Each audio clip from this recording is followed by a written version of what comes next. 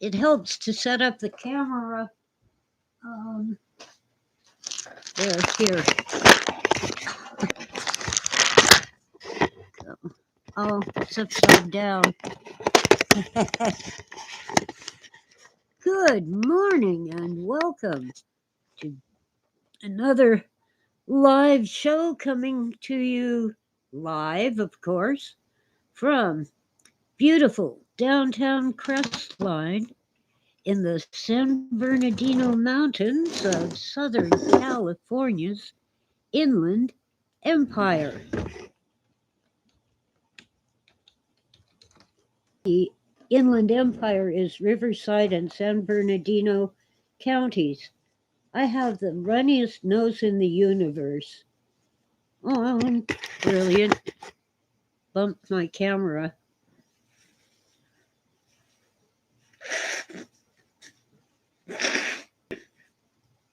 Hi, Howard. Well, I don't usually do a show on Saturday, but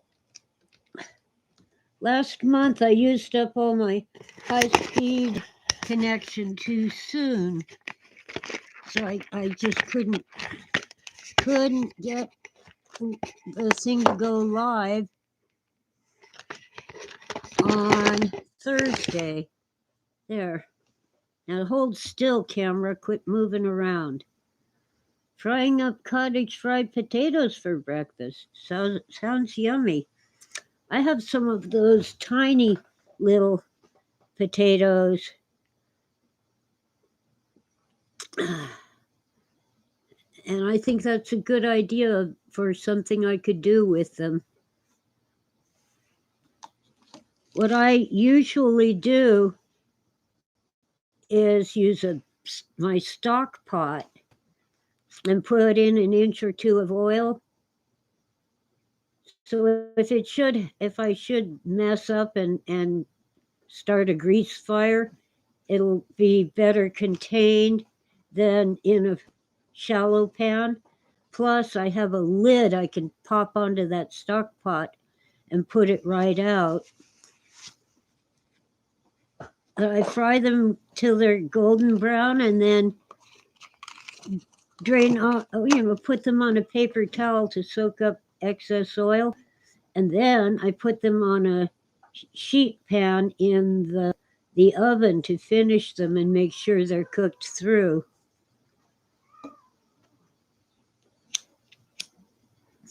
I don't trust myself with a big pot of oil.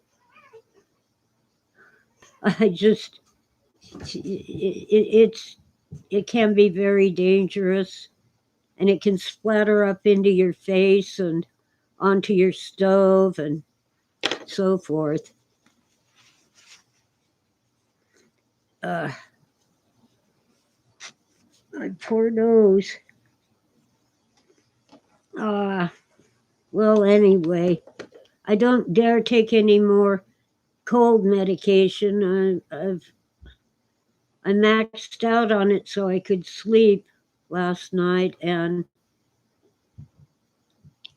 if I keep taking it, it'll just quit working.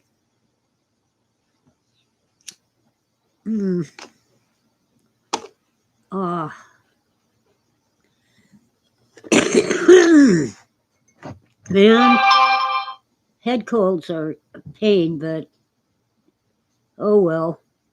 Could be worse. I was going to let the cats OUT,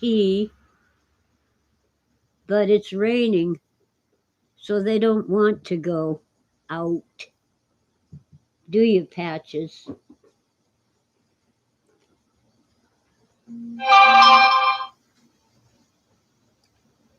Oh, Howard, I feel for you getting to the end of a nasty cold.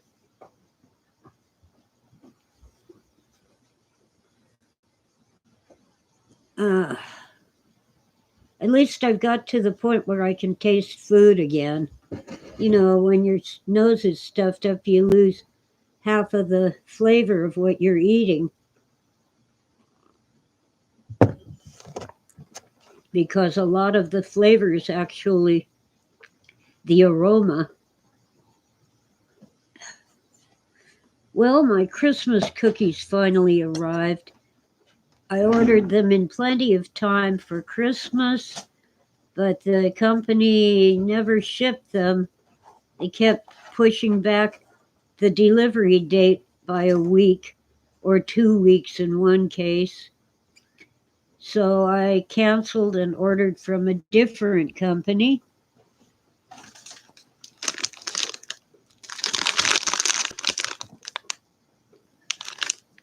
Dang label with the barcode.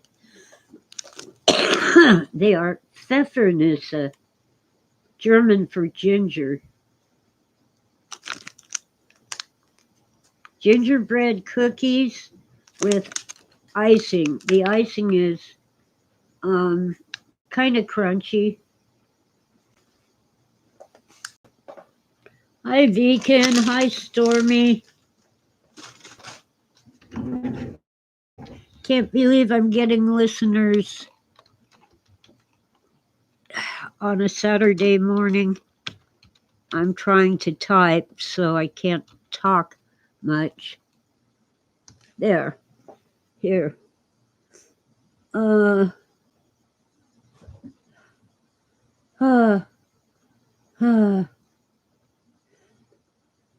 oh boy.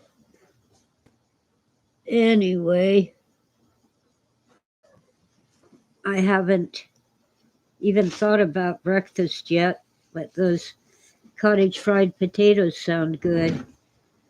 With those, you just put maybe a tablespoon of oil in the pan and slice up the potatoes thin and fry them with whatever spices and herbs you desire.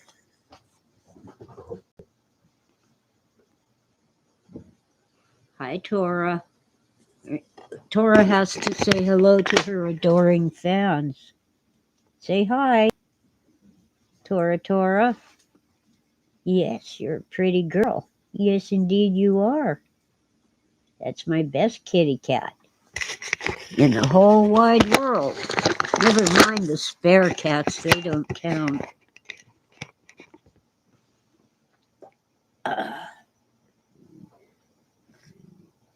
Yes, Patches, you're cute too, but Tora's the best. She keeps looking at me.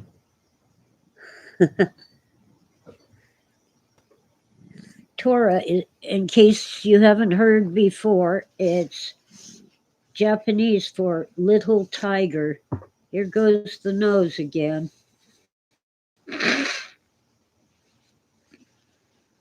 Hope I'm not grossing you out. Man, Tora, please. You've been fed. You've had treats.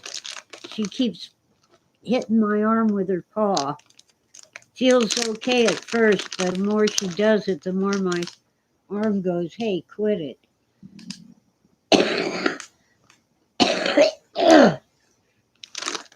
Oh, 3C1.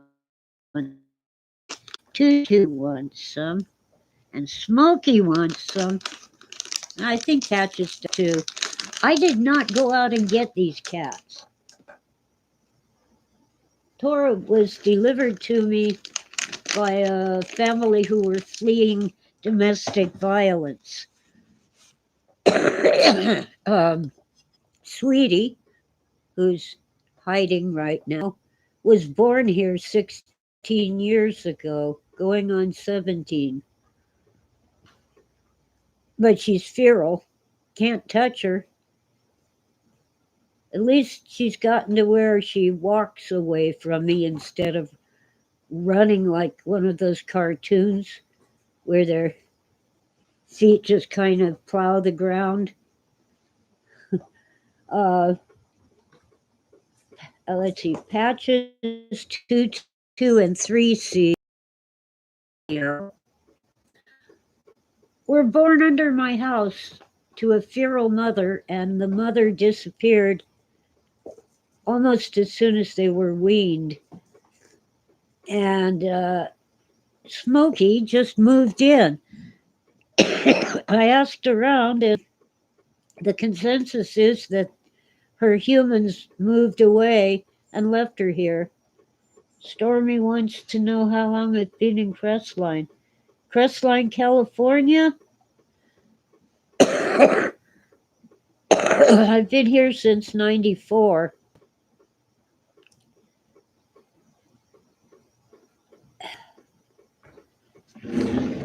And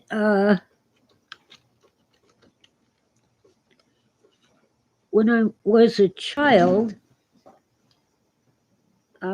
starting in 1960, my extended family had a cabin up in Running Springs. I always wanted to live on the mountain, but I was raised in a family of flatlanders. They like cities, not the big cities, the reasonable ones.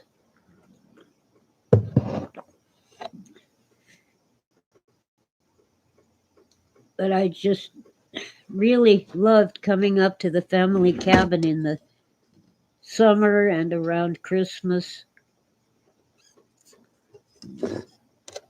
Sadly, Mom never would take us to Santa's Village, and she wouldn't let Dad take us. She claimed it would cost too much money. My brothers got to go to Disneyland, the original one in Anaheim, quite often because we had an uncle who worked there and had all these tickets for the rides. So he gave us a bunch of tickets. That was when you paid a couple dollars to get in, but you had to have a ticket for each ride that you wanted to go on. Unfortunately, I was too young when my brothers were going, and as I got older, Mom got crazier and more mean. So, like, I'd save up $2 to get into Disneyland, and I'd have to beg people for tickets. And they usually would give us the tickets for the rides that were less expensive because they wanted the e-ticket rides, like the Matterhorn and I don't know, don't remember everything. Hi, Witta. Good to see you back.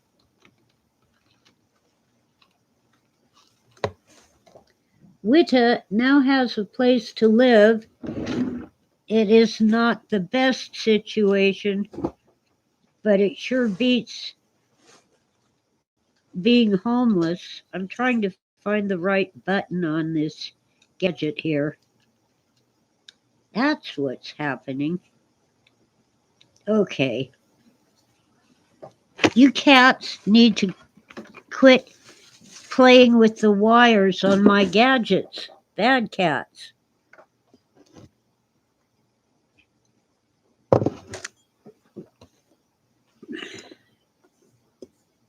Well, the other day I caught our local homeless idiot tossing trash into my yard. When I asked him what he thought he was doing, he said, "Well, it's already a mess." So I told him, "Yeah, and it'll never get cleaned up as long as people like you keep tossing trash in it." Criminy. Every time I have to pick up his trash, that's time and energy that I don't have to pick up mine. Well, he's homeless and a little crazy sometimes. Tell you what I done so they don't mess with you.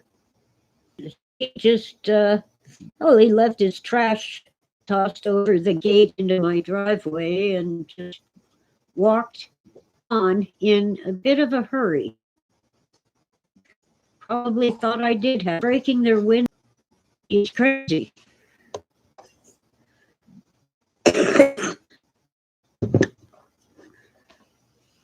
I think the rain has on his trash. Emily got a few gifts. That's important too. I really like to give people presents when I can. I didn't spend much, but I kind of have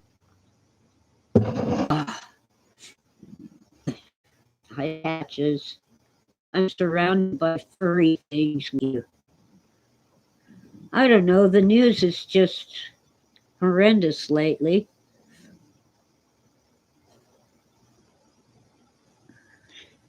I think they're holding out for more treats. You guys had enough. I even gave you canned food, didn't I? Yes, Patches and Tutu and Tora. Hello. Smokey doesn't know her name yet. I don't know what her former humans called her.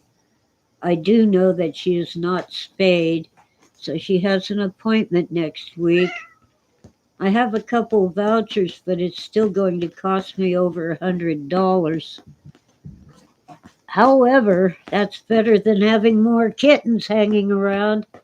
Kittens that have to be spayed and neutered and fed and housed, and the litter box duty is horrendous already.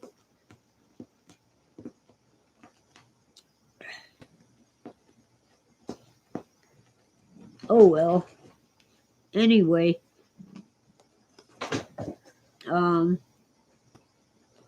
you guys aren't chatting. Shame on you. I don't know what to talk about. How was your Christmas? And what do you plan for the new year? Oh, Stormy, I do take donations. I just didn't put any links up. Let me see what I got. Um, in the way of links. Come on. Open. Here we go. I have a wish list on Amazon. Let's start with buy me a coffee.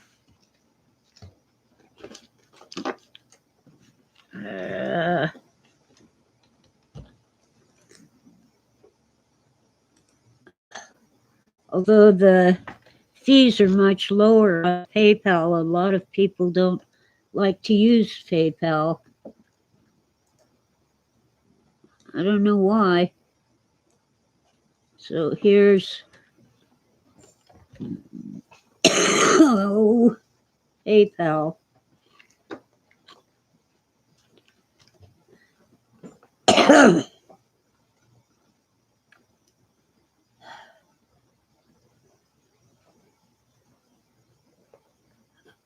Anyway, I did get enough donations to cover the horrendous heating bills. The cost of natural gas and electricity are they're both twice as much as they were a year ago. But inflation is 3.2%. In whose fantasy? Hi, Jamie.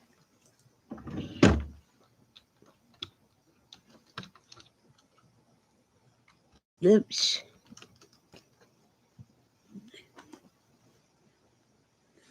Ah, Lord. Well, they said it was going to rain. They were right.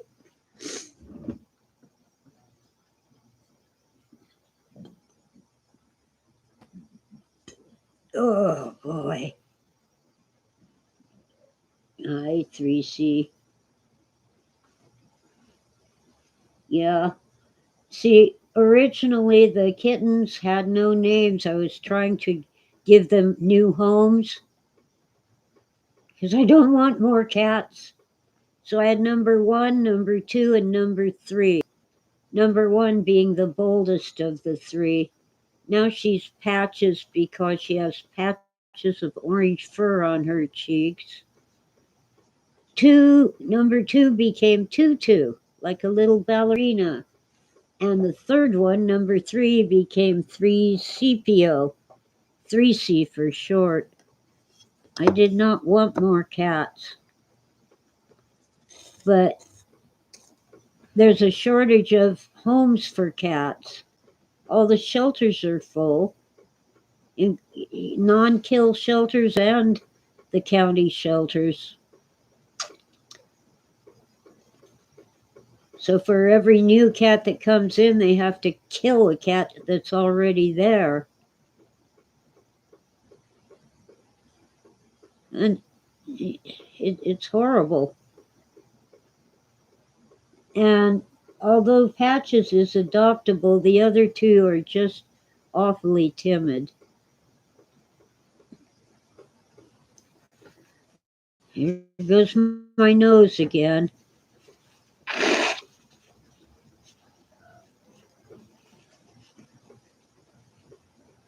Oh, Lord.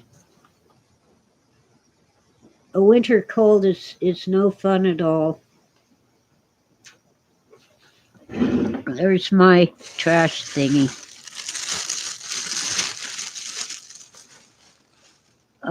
Okay.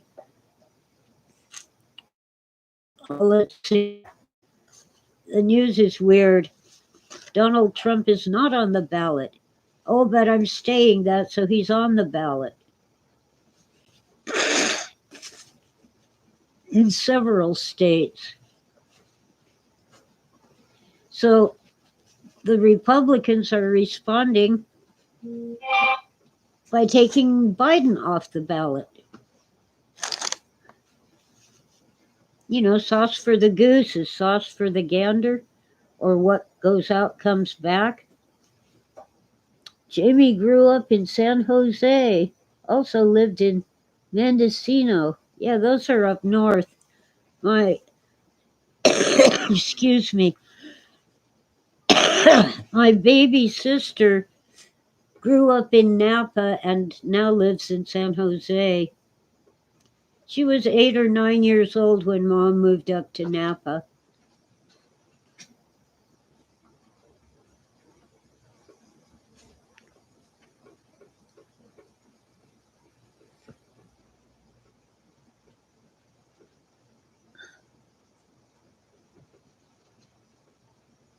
Oh, thank you, Stormy. Stormy just sent me 10 coffees at Buy Me a Coffee. Of course, I have typos. It isn't easy to type and talk at the same time. Jamie left California 45 years ago. Well, I'm California born and raised and never managed to escape. I was born in Culver City, and we lived there till I was, let me think, 11 years old. In 1965, the Watts riot happened within 10 miles of our house. It was August. In September, we were living in Anaheim. My parents were scared to death of more riots. Oh, Jamie, you're a sweet young thing. I'm 10 years older than you.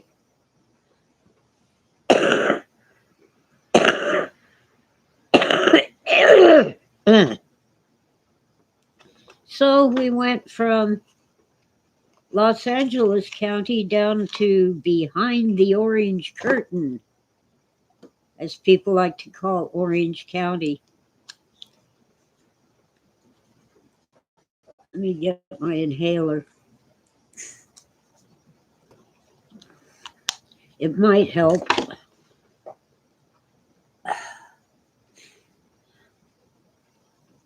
Orange County, California is historically very conservative, but not so much anymore.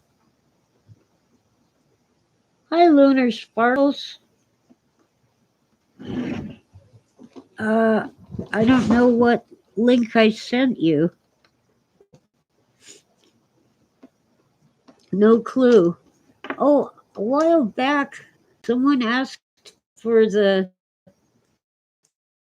link and I gave them the wrong one.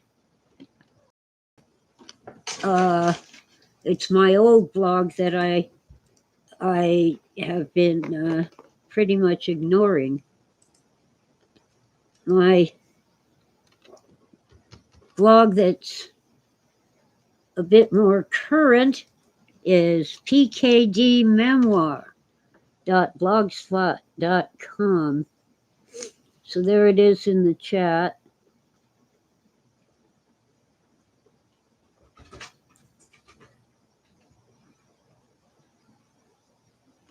Lunar says, from one canyon to another, it was about staring in mirrors. Oh, was that my story in Mirror Maze? I don't remember. The mirror cracked.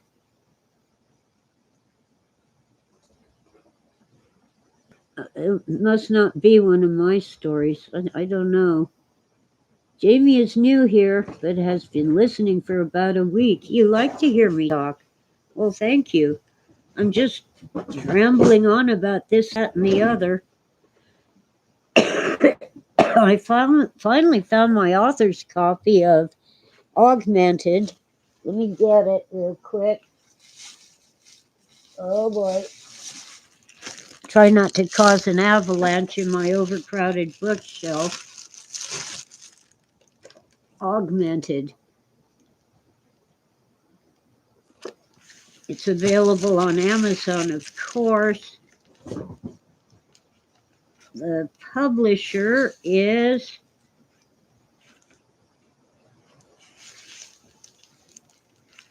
Quoire, but it's spelled Quoire, I think. No E on the end. Quoir.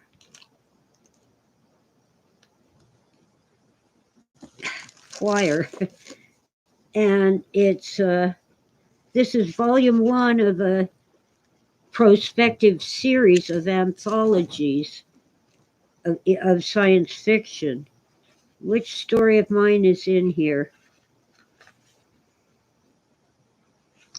Well, let's see. It has To Win the War.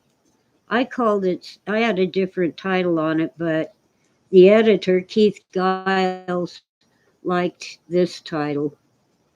It's about the use of AI in military robots. It has stories by Daryl Epp, Hope Bollinger, Keith Giles, of course, he's the editor. Come on. Zach Cannon, Stephen House, David Agranoff, and more. Men and women. It's a really nice book, and I got my copy. What's this other one that came down with it? I never can get just one book off a shelf. Oh, this one is, title is not on the cover. It's Emanations, and the subtitle is Zen, edited by Carter Kaplan, and my story Mural is in it. You can also get this on Amazon, and I think that's the only. Well, let's see. It's International Authors is the publisher. I'm sure they have a website if you don't like Amazon. I have mixed feelings about Amazon, but I've learned that many of their products are being sold by people in the gig economy. You know, they're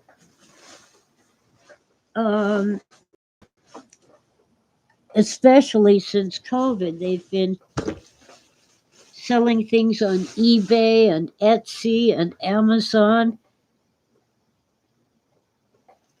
My pillow's coming off of Great Granny's rocking chair. There's another anthology that they promised to bring out for Christmas, but then they delayed it till January.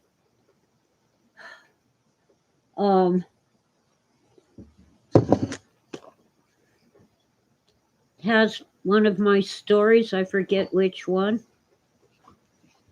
I'm good at forgetting. I think, oh yeah, my story is Shadows. The anthology is Somniscope, edited by my brain ain't working. Let me see if I can dig it up out of my email.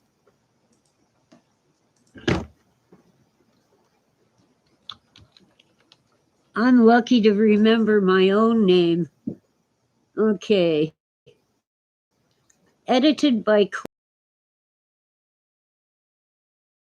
Get the Galleys, and it's Fractured Mirror Publishing. So I'll give you that info when they finally issue the book.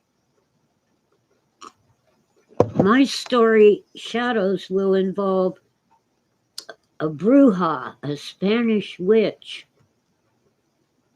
and shadow people.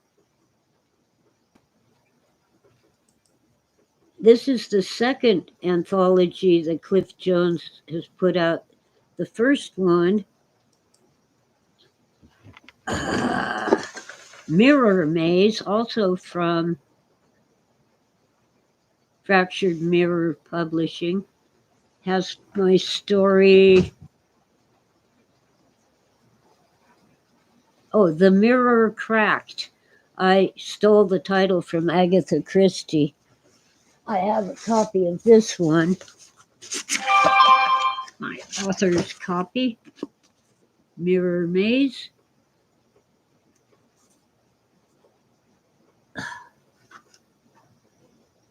Let's get the whole book in there.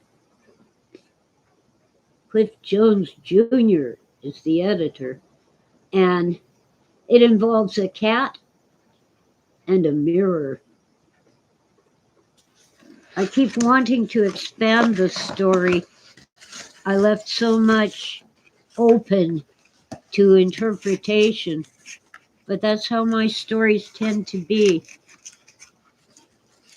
sparse, allowing the reader to make up the missing parts that aren't really missing in the sense that I did not forget them. I just left them open.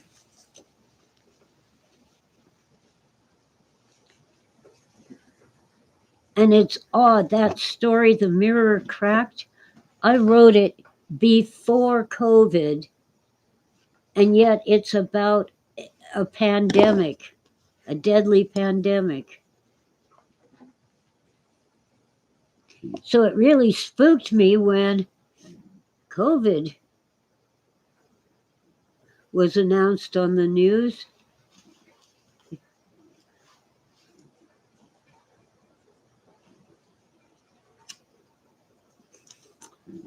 That's okay. There's a fancy word for coincidence, and I'm blanking on it.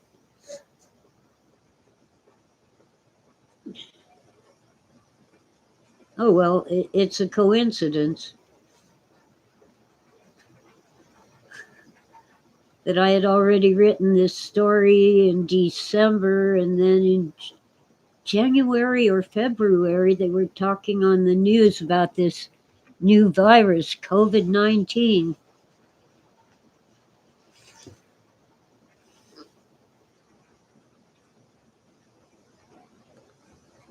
Have I always been a writer? Well, since childhood. Synchronicity. Thank you, Stormy.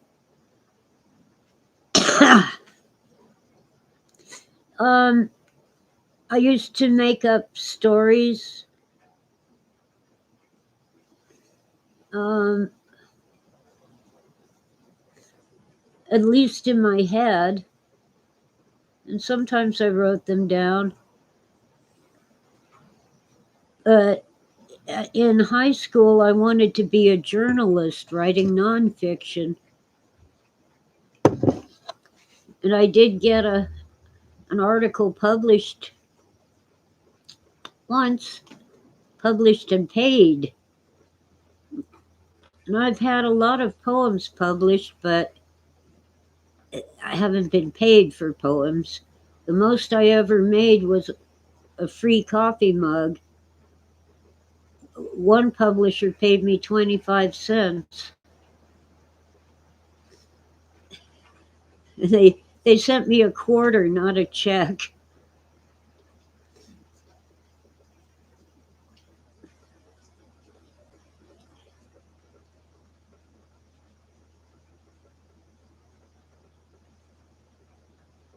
There's some sounds outside. It's probably the neighbor's pickup truck, loud motor.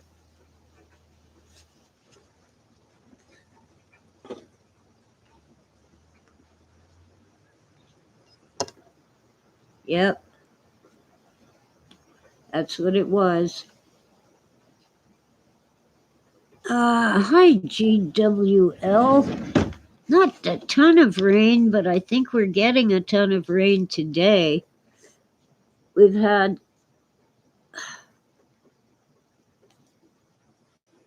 it helps to have the cursor in the slot when you're typing.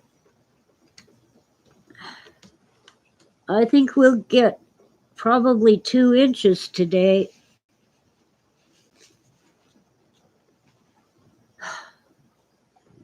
Just 'cause I hang my laundry on a clothesline.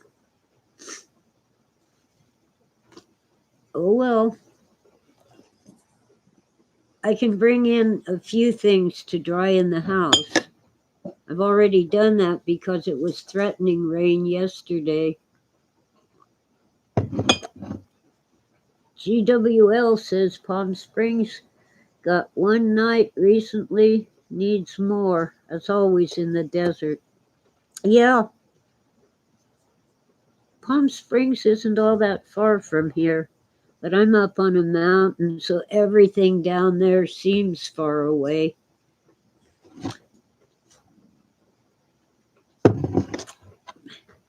I can't believe all the jobs I've had that I can't do anymore. Starting in high school, I stocked vending machines. I worked in a factory. I've worked for secretarial services, bookkeeping. Dad was an accountant, so he taught me bookkeeping, on the job training. I worked in fast food.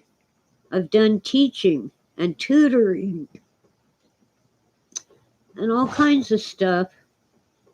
I miss my students, but it got to where I just couldn't do physical work, and my brain has been messing up on me too.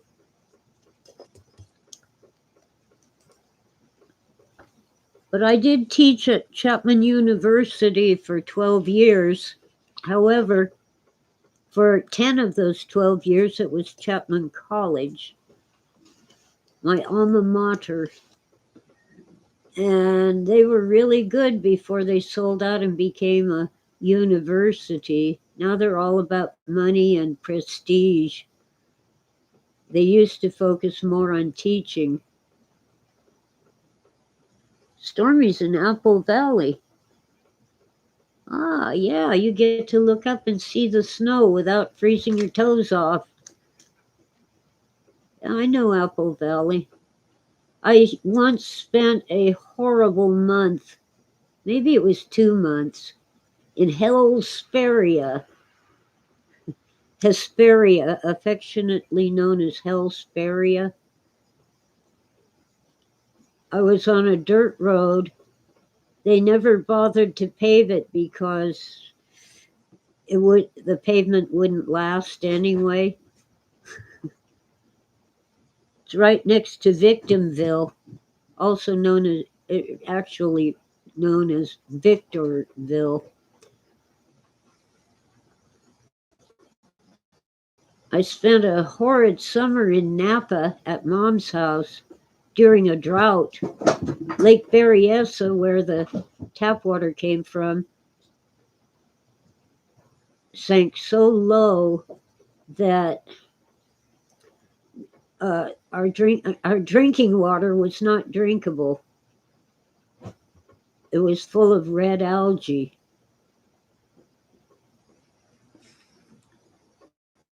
They did filter it and everything, filter, boil, chlorinate, everything. But the algae were so small that they'd go right through the filters.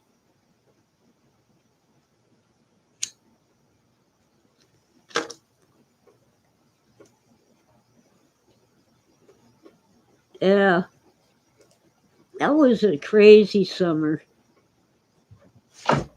We planted some zucchini in the garden, tiny garden. Ended up with a zucchini, big fat zucchini about 2 feet long.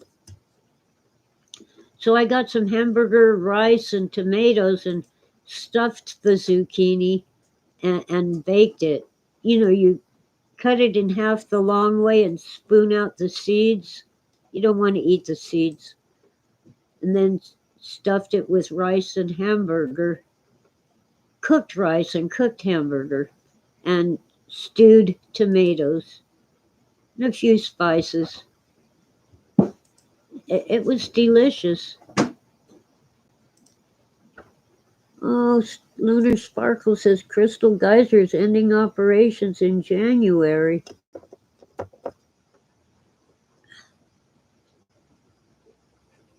I don't care for zucchini all by itself. But with the hamburger and rice, it was awesome. So with the little ones you get at the grocery store, I sort of peel them, in stripes, not all the peel. Cut off the ends and then make little pieces to add to the hamburger and rice. Yeah, it does need fat, at least olive oil. There's something about it that's astringent. Hi, Northern woman. What are you cats doing? They're bored. But I don't think they want out in the rain. Let me turn on their toy. Yes, you're a kitty cat. Look out, move over. I can't do anything for you when you're in my way.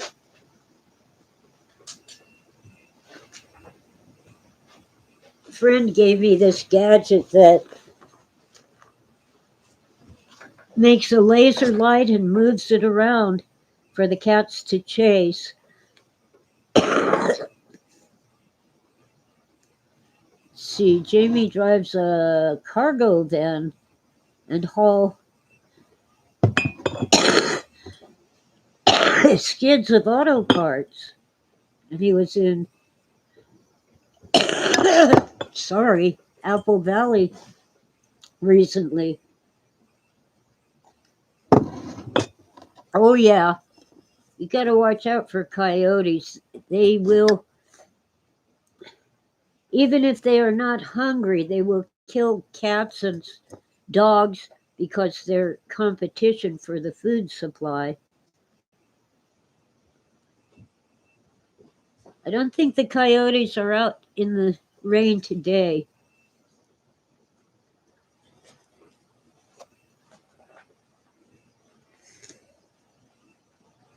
Oh, Lunar, you're in Sonoma County. That's a beautiful place. With I think 2 or 3 at a time, cats at a time chase the pretty light.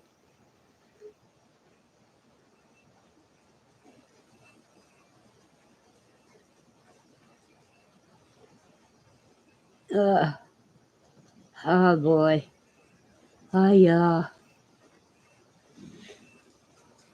Anyway, it's cold.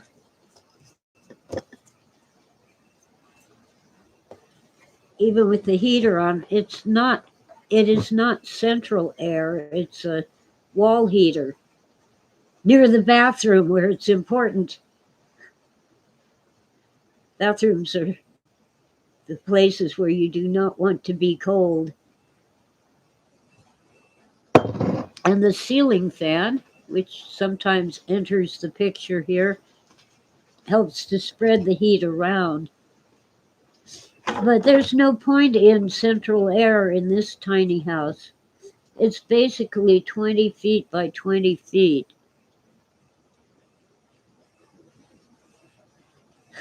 400 square feet plus a little mud porch where you take off your muddy shoes before you step into the house. Yeah, it's cozy, but I have all this stuff I'm trying to sell, donate, or toss out as much as possible because I'm tripping over boxes of stuff.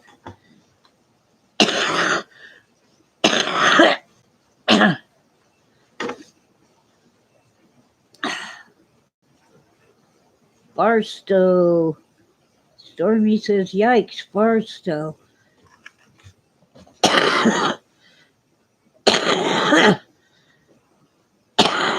What about Barstow?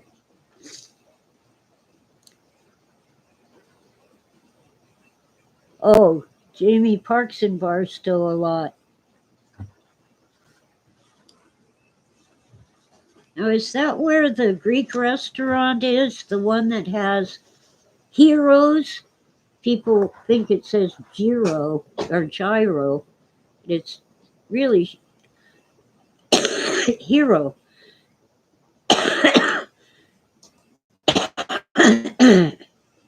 If I remember right, it's flatbread filled with whatever meat. You can have lamb, pork, or beef.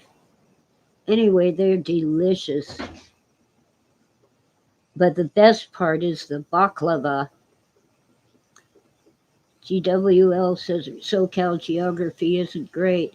I'm pretty sure Barstow has the world's tallest thermometer. I think that's Barstow. Oh, my poor nose. As I said earlier, I don't dare take more cold medicine.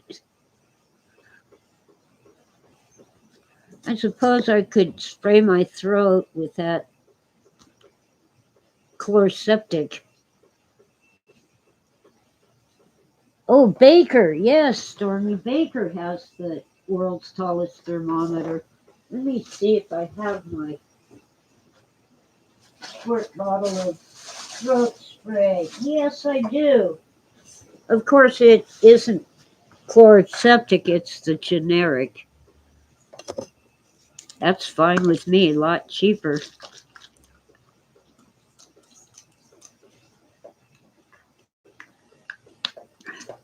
Might help, at least with the coughing. Whew. Ugh. There, here we go. Now, baklava, which I used to get at that little Greek restaurant, it looked like a really what you might call a greasy spoon, a very small diner, and not very pretty looking. Baklava is a puff pastry with chopped nuts and honey. The first time I tried it, I was in the city of Orange, in Orange County, California. Every year they have a street fair on the, most people call it the Circle. Old timers call it the Plaza. There's a round little park with benches and stuff, and the traffic has to drive around it at the intersection of Glassell and Chapman. And boy, can you get confused. Just a few miles apart, there's a Chapman Avenue in Orange and another Chapman Avenue in Fullerton. Well, Chapman University is on Glassell near Chapman, not right at it, in Orange. And Cal State Fullerton is on Chapman in Fullerton. And I used to occasionally take the wrong Chapman Avenue and get lost. GWL says desert climate is often sought out for people with respiratory problems, only he or she finds his or her sinuses respond better to humidity. Yeah, I actually run a steam vaporizer in the winter because the dry, cold air is really uncomfortable. Not only my lungs, but also my skin and my hair. And it feels colder when there's no moisture in the air. Oh, yeah. I got a saline nose spray, no medication, just sterilized saline water, salty water for my sinuses, because even in summer, it gets so dry. Darn cigarette won't stay lit. Oh, Jamie's daughter makes baklava. His family is Greek. Oh, it's awesome stuff. Totally awesome. Lunar Sparkles is trying Flonase. Okay. I dabbled for a time in the neti pot, but I didn't like it, and it turns out that if you use your neti pot regularly, you can damage your sinuses. So I got the saline spray instead. It's much gentler and doesn't go so deep into your sinuses. Apparently, it's bad to clean them out too much. It's the first line of defense in respiratory illness.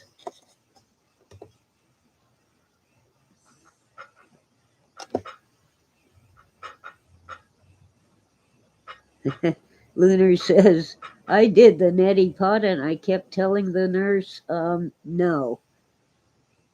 Yes, I'm in a tiny house, Jamie. The bathroom is so small that there's no room for a bathtub, and the shower is only about 2 feet by 2 feet. So I cannot get a fiberglass liner for it. They don't make them that small.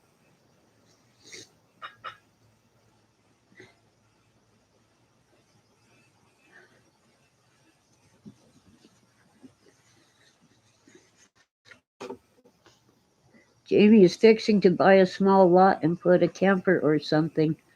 Well, don't try that in San Bernardino County. They won't let you live in an RV. You can park it in most places, but you can't live in it. Jamie wants to retire in 2 years. Awesome.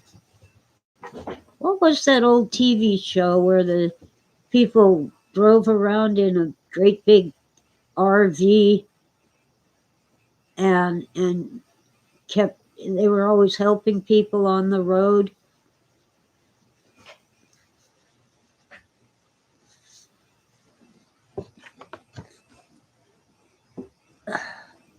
What you can do, what you could do before the county parks started banning camping, was you could rent a space at a county park real cheap, Some let you stay 2 weeks and some let you stay 2 months, and then you drive on to the next park. Oh, Michael Landon was in it. Hi, Tara. That's good to know. Or is it Tara or Tara?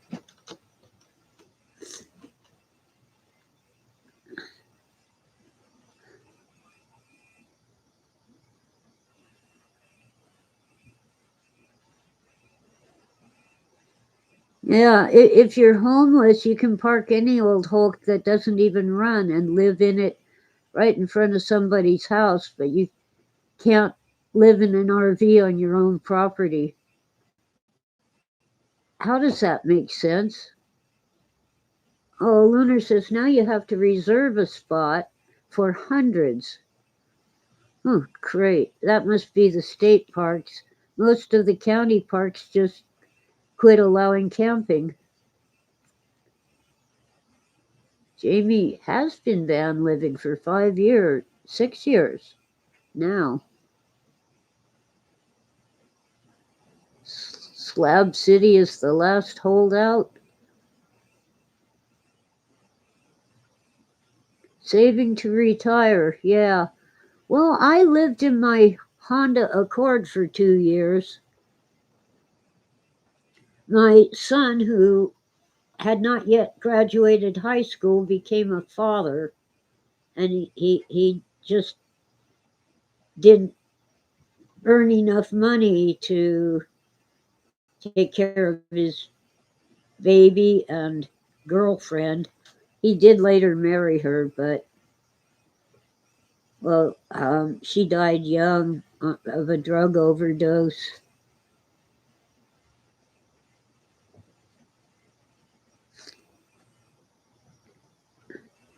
You can't live on your own property. San Bernardino County in California, most of California will not let you live in an RV. There's some poor landowner across the street from me has a nice vacant lot. They won't let him build on it. They say it's too small. They won't let him live in an RV on the lot. For a while, he parked an RV there, but they decided it was an eyesore, even though it was in good condition and not bad to look at. So he finally gave up and built a storage shed. Yeah, look, GWL says lots of cities ban it. It's BS. Yeah, back in the dark ages when Mom was still alive, 1980s,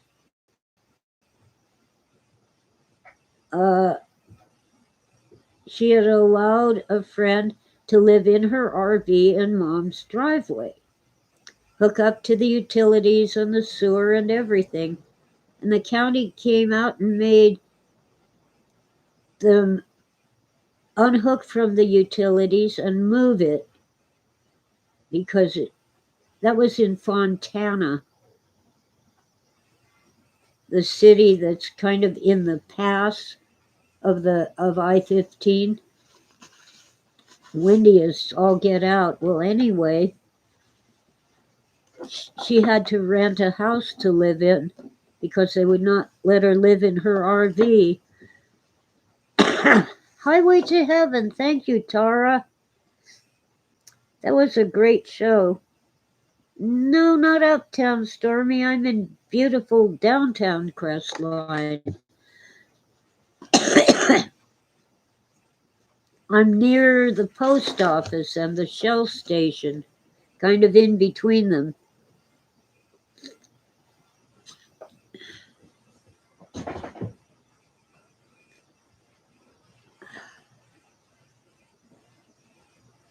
Hi, Ditch. Thanks for coming in on this rainy Saturday morning.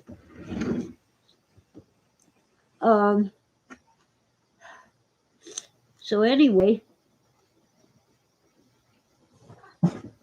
If this house were torn down or hit by a major disaster, the county would not let me rebuild because the lot is too small. My lot is 45 feet wide and 150 feet deep. It's easily three times the size of a lot down in Fontana where they have huge houses and tiny patios. But, oh, it's rural, so the rules are different.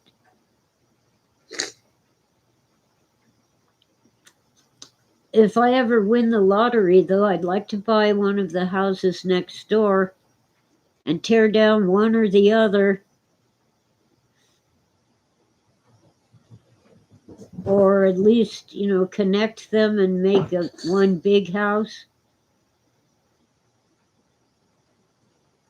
Keep hoping. Oh, Stormy met her husband in Crestline 40 years ago. Still married. God bless Crestline.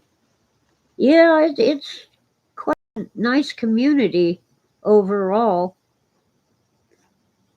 Lunar Sparkle says we have a quarter acre, and it's same thing. You can't build on it. Yeah.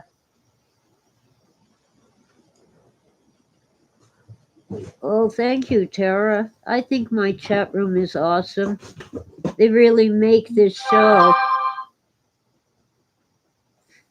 Ditch is jealous of mountain life. The city is a dystopia. It certainly is. Jamie's buying property in Florida where you can put up anything. Yeah. Just be careful of hurricanes. So anyway, yeah, our county code enforcement used to try to impose the city codes on me. I had a neighbor who liked to complain about every little thing. Well, we're not in a city. We're in an unincorporated area of San Bernardino County.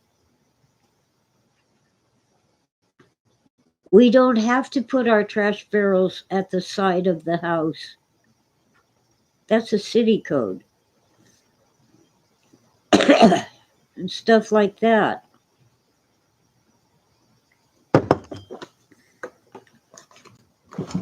Well, I finally got them. I had to do it twice. Once at the house I used to live in and once in this house. I just told them, you're discriminating against me based on age and gender, and you better stop it. And they stopped. See, Ditch has narrowed it down to New Hampshire or Pennsylvania. I don't think I would like the weather in New Hampshire.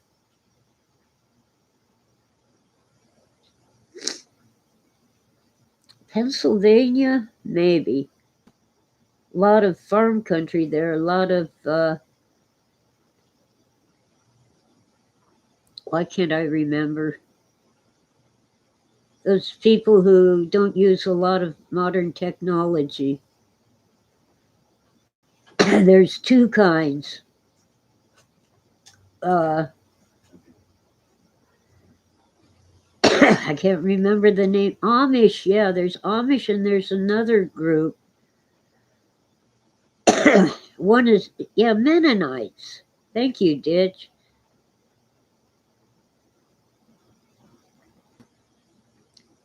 GWL says, only place I was ever afraid of bears was Alaska. Yeah, well, those polar bears would as soon kill you as look at you. Yeah, Mennonites can use tech, but they still do a lot of things the old way. And even the Amish have at least one telephone for the community. and some technology in their homes. Lunar says, we have black bears. GWL says he thinks California once had grizzlies, but not anymore. Oh, don't worry. They were hunted to extinction about 100 years ago, but they're reintroducing them.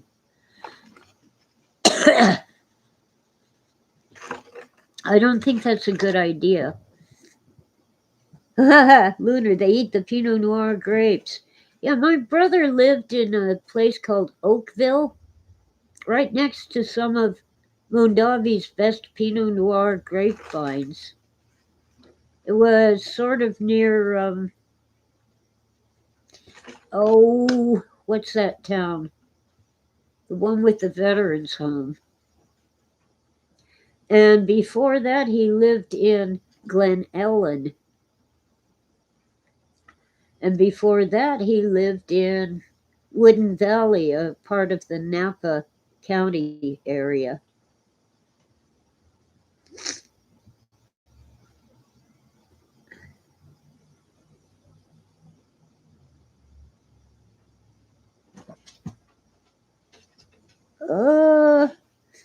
GWL thinks grizzlies might control the mountain lion population. In all these years, 29 years on this mountain, I haven't actually seen the bear, but I've seen one mountain lion, and he was huge. Apparently, it takes this lion about 2 months to do the circuit around his entire territory. There must be a female somewhere, but I haven't seen her. But you'd think that that mountain lion was an African lion. He's so big. And I saw him kill a raccoon. He didn't eat the raccoon, he just killed it. Well, hi, everybody. Can dance.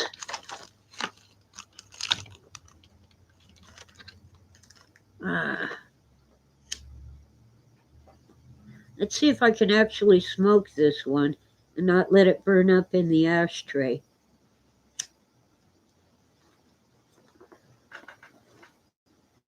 The wrong pocket.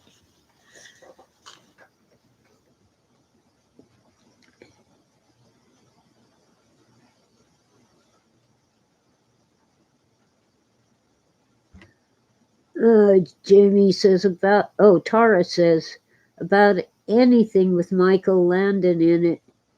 He was a great actor, yeah. Bonanza, Little House on the Prairie. What was that one where he was kind of like an angel?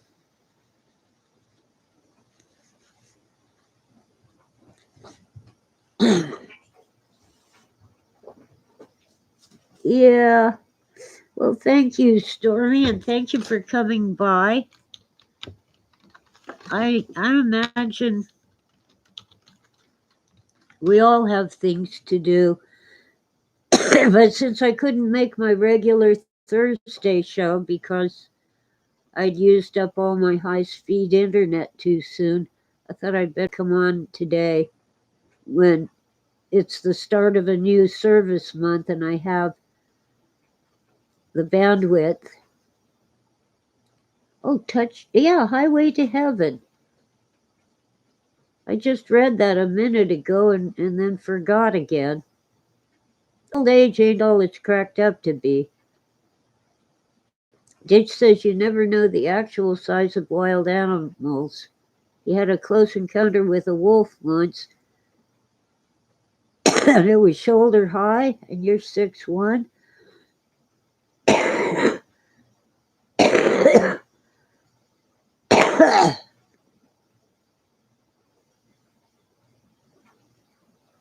Touched by an Angel had Landon too.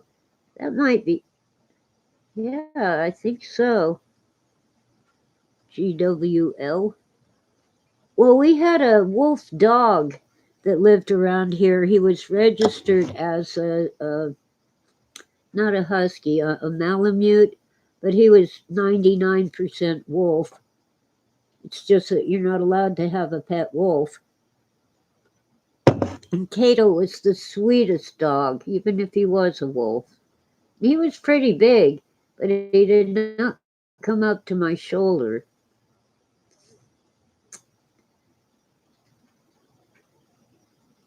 Yeah, they do look big. They can be 6 feet high at their shoulder, but anyway, the first time I saw Cato, I was heading out the door, saw Cato, and slowly went back in and shut the door quietly and said, "There's a wolf out there." And my son's friend said, "Oh, that's just Cato."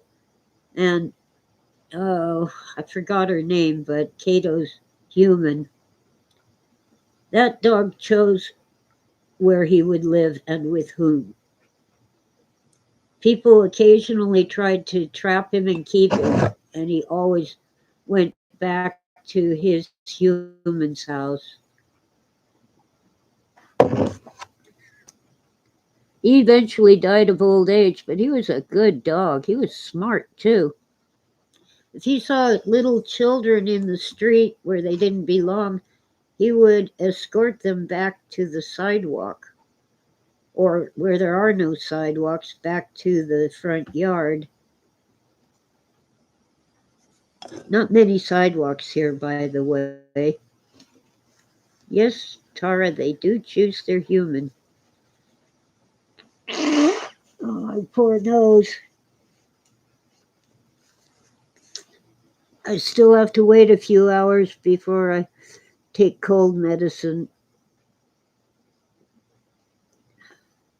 If you overdo it, it quits working. And I loaded up real heavy last night so I could sleep. Wolves do get that big. I saw the lion, and he was pretty big, but not that big. Yeah, grizzly bears, when they stand up on 2 legs, they can be 10 or 12 feet tall standing up on 2 legs.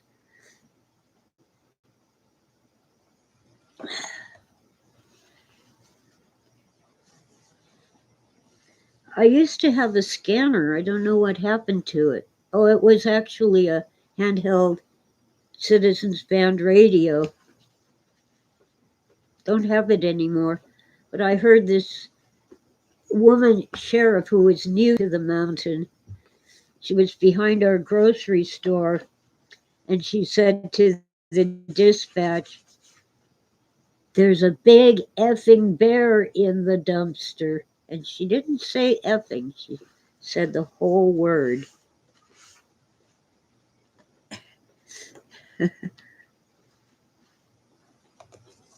They told her to just relax and ignore the bear. They would call animal control, but they probably wouldn't get there in time to do anything. The bear would eat what he wanted and walk away. They tell me that the bear lives in a creek that runs from across the street to under my street to the storm drain. They tell me there's a bear living in that creek, but I've never seen it. Howard says his sister raised wolf dog hybrids. The height of their fence was ridiculous. Yeah, well, Cato's owner was forced by animal control to build a 12-foot fence all the way around her property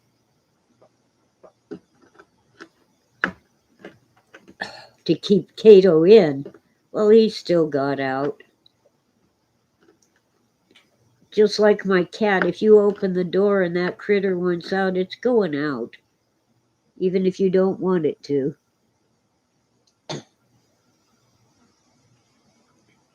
Yeah, Ditch, I wouldn't stick around to measure the wolf either, but it could have been that tall.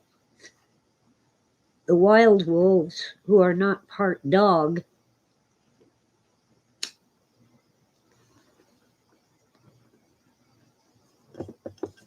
Ah, Tara wants to know, has anyone here ever used bear spray and did it work? Well, I don't know if it works on bears, but I spray my trash barrels with bear spray and it keeps the raccoons out. No matter what I do, those critters will tip the trash barrel on its side and take off the lid. And I've tried all the various means and methods for keeping the lid on. They don't work. Raccoons are persistent. Lunar says we had bear mace illegal in California but never sprayed it. Well, it didn't used to be illegal here. Never had to spray it. Yeah, any pepper spray can cause blindness. That's why you're not supposed to spray people in the face or dogs. I think what I have now is actually dog spray, not bear spray. But I think the only difference is the label, not the contents. I wouldn't try bear spray on a bear. It might just make him angry. Oh, hi, Morgan. Welcome in.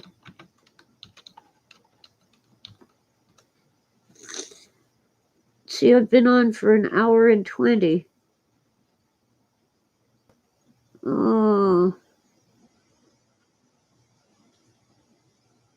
Morgan knew a very small girl who got attacked by a brown bear in Canada, survived with a huge scar where the bear marked her. Yeah, Tara agrees with me. It would probably just piss off the bear if you used bear spray. They claim that the best thing to do is make yourself look really tall. If you have a backpack or anything you can hold above your head, it helps. And you're supposed to shout. In some cases, though, it's best to be really quiet and non-threatening. All depends. The last thing you want to do is run away because you cannot outrun the bear. And you'll excite their instinct to chase.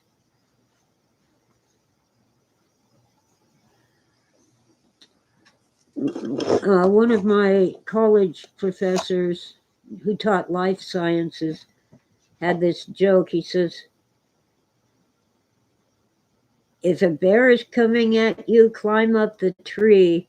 If it follows you, it's only a black bear. Because apparently grizzlies and polar bears don't climb trees. But it was a joke.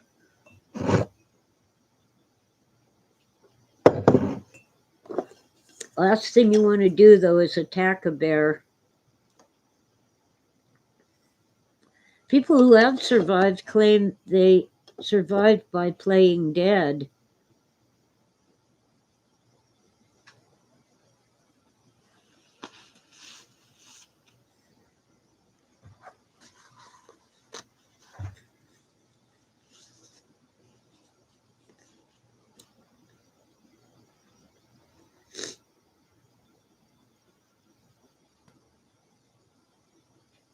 I don't know.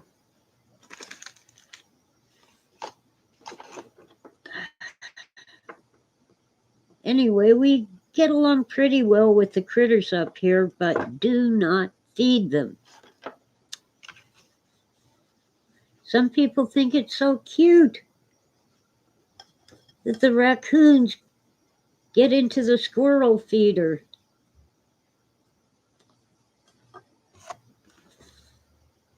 No, it isn't cute. You're teaching them to get food from you instead of eating their natural diet.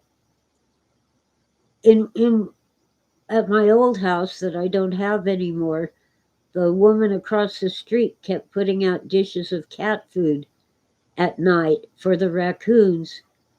And they had such a population explosion, so many baby raccoons, that they were actually trying to get into my house because I had cats and a dog. So I had cat food and dog food. And they were so spoiled they didn't want the dog food. They wanted the cat food.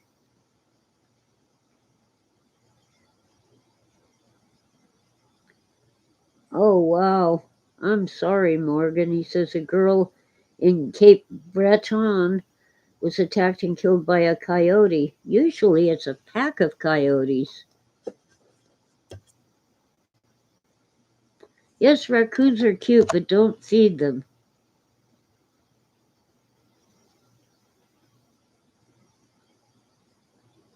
What happens is they have more babies, so they need more food, and they aren't out hunting for things they naturally eat because they expect you to feed all of them. And pretty soon we had at least 30 raccoons coming to eat cat food at Nancy's house every night. And then the coyotes came. They aren't stupid. There's cat food, there's raccoons, and guess what else? There were cats because it was cat food. And the raccoons were killing the cats. Many of them were people's pets. They catch bugs on your window. Well, they like to eat bugs. Every year I have to get worm castings because they eat all the earthworms in my garden. I have to replenish them.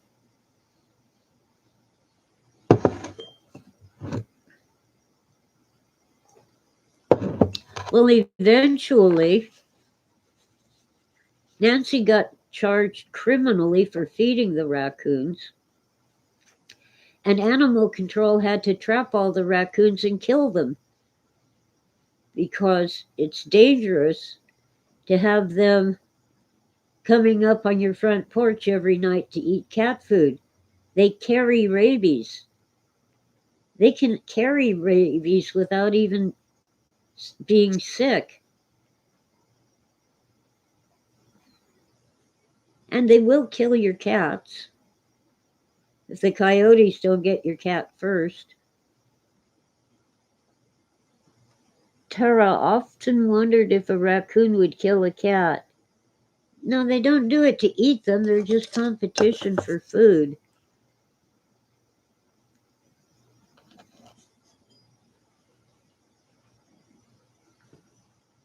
On the one hand, I do wish they would allow wild animals to forage in the landfills.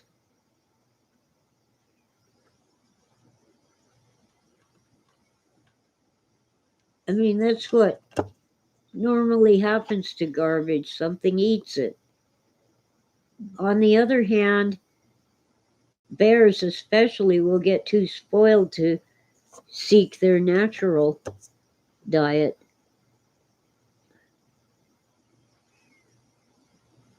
Well, I used to have a Rottweiler. He was about half black lab, half Rottweiler, 120 pounds of dog. He was pretty good at keeping raccoons away. But I brought him in at night because, you know, there's bears and mountain lions up here too. and coyotes. Even though I have a good fence, the coyotes can jump it. It's amazing how high they can jump. Raccoons will eat turtles, Wita says. Huh. I know they will eat fish. They like fish.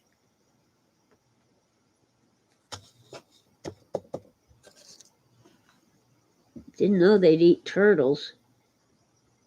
Oh, yeah. Lunar says after the firestorm, the food chain went south. Yeah, we had a major fire up here in 2003, and all the squirrels, coyotes, and other critters moved down the hill, mostly to Fontana. Fontana still has a lot of open fields. San Bernardino is all paved and too unnatural even for critters like coyotes, although they do occasionally go there. Yeah, ditch must have a big bad kitty, Tara says.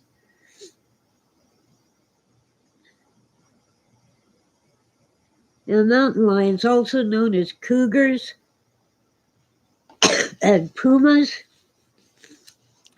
up here, they introduced the Florida panther, which is actually just a subspecies of mountain lions, also known as cougars or pumas. Puma, puma.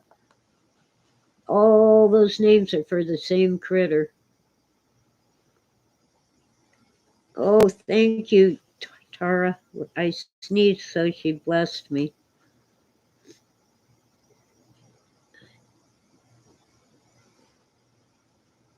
Anyway, my home was never in danger from the fire, but it did take out a few houses on the mountain. We had one death. An elderly man died of a heart attack while trying to evacuate.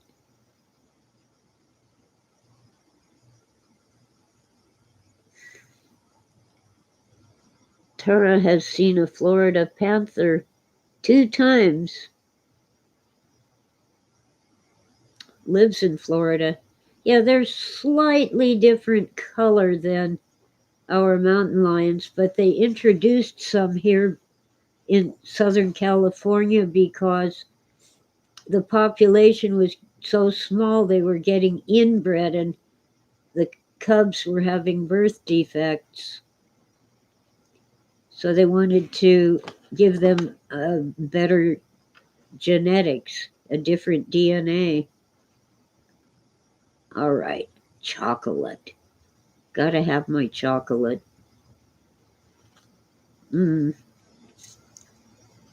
Yes.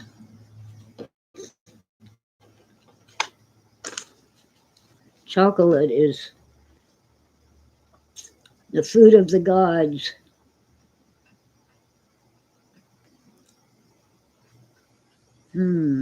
Boy.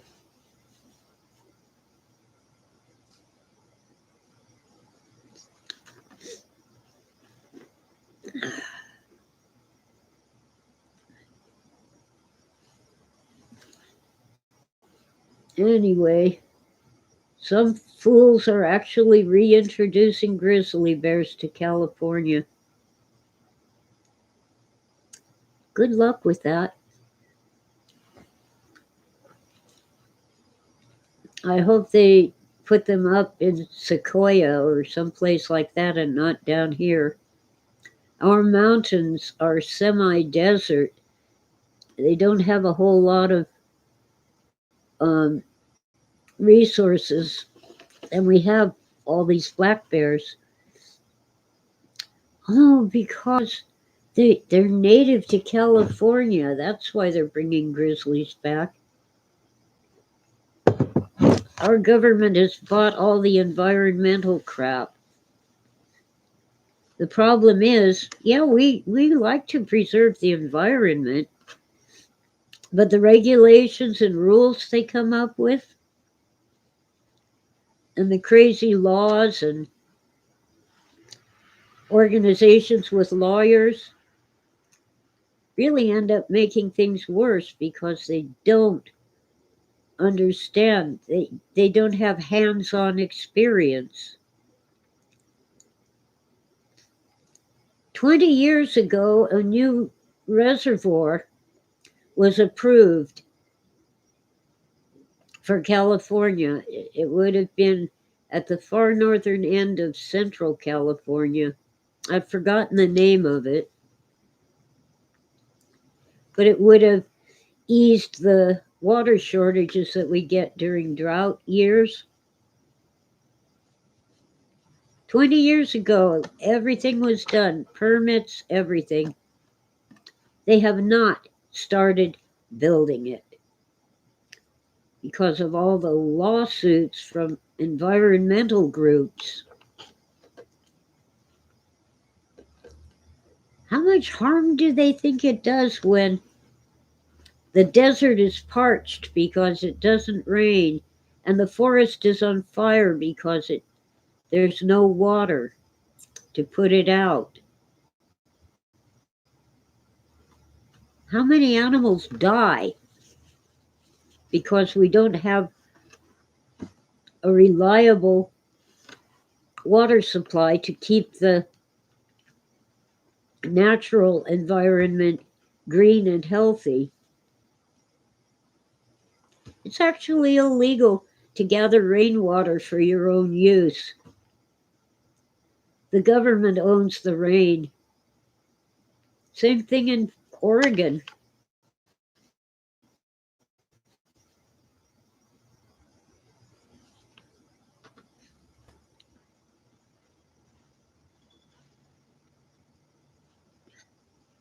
And when we had flooding just a couple months ago, the farmers who really needed the water were not allowed to divert the runoff to water their crops.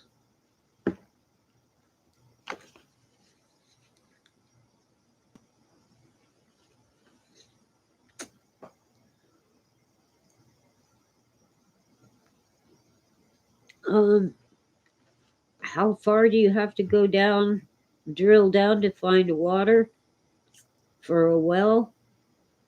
Well, there actually are a few places with wells. When my brother lived in Napa in Woodin Valley, Napa County, he was on well water. Every once in a while, he had to put fuel in the pump to pump water into his house. And there are houses in this general area that used to use well water, but now they've decided that the water district owns that water, so they can't use wells unless they pay the water company for the water. So why bother keeping the pump running and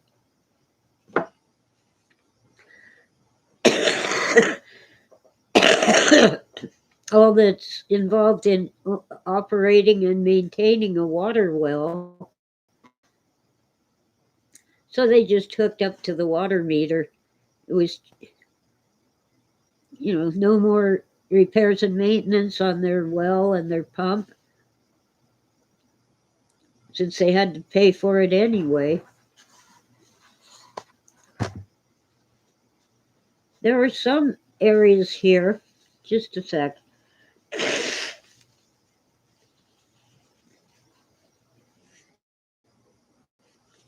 where you have a slope.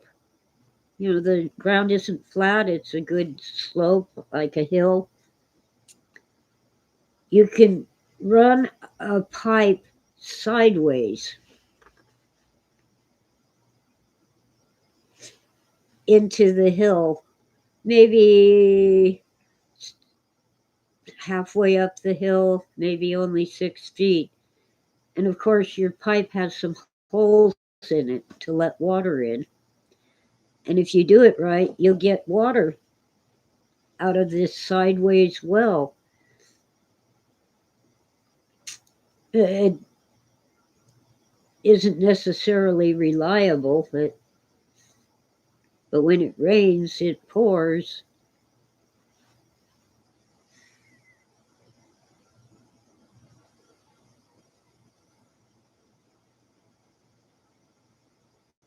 California has gone nuts. Totally insane.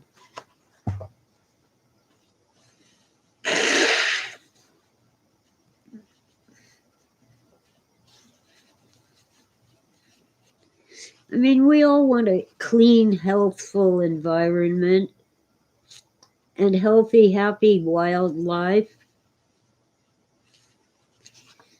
But it got so crazy that the Forest Service was not allowed to take down any trees, not even when they were dead. That's why we had such a huge fire in 2003. In many areas, they were not even allowed to clear the brush, which is the fastest way a fire can spread, is going through the tall, dry grasses. So a bunch of our forest burned down. The trees were not healthy. The land was parched, and actually, it wasn't even a natural fire, it was arson. They caught the guy finally. And we still believe there must have been more than one arsonist because there were fires all over Southern California, from Los Angeles County mountains to the San Bernardino Mountains to the desert and beyond.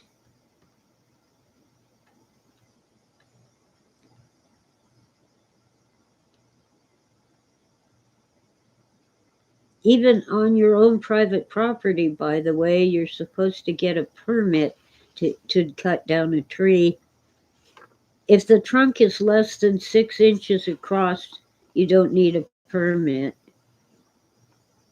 At least someone had a brain, because every year the cedar trees drop their seeds and you get hundreds of teeny tiny cedar trees about an inch tall. At least it is not illegal to pull them up or cut them.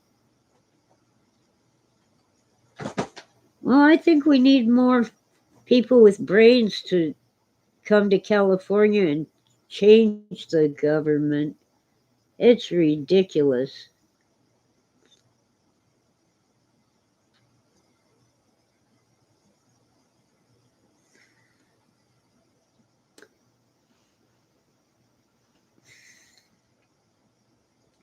Well, yeah, a lot of our critters either died or left the mountains. The coyotes left en masse, and it was a couple years before they started coming back up here. And my brother, who lived in Fontana where the coyotes went, said he didn't dare walk his dog anymore. The coyotes would surround him and try to eat his little pug dog.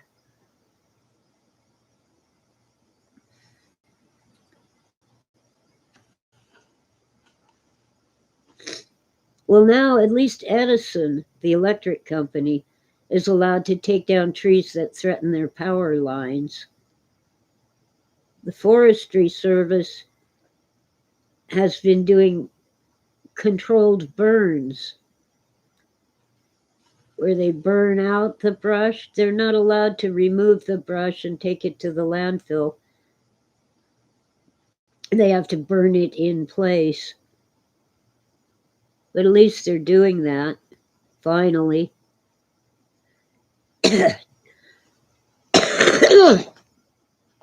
Oh, my throat.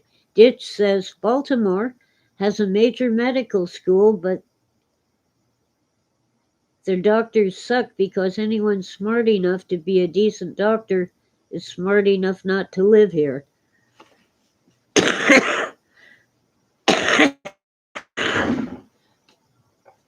I got a tickle in my throat.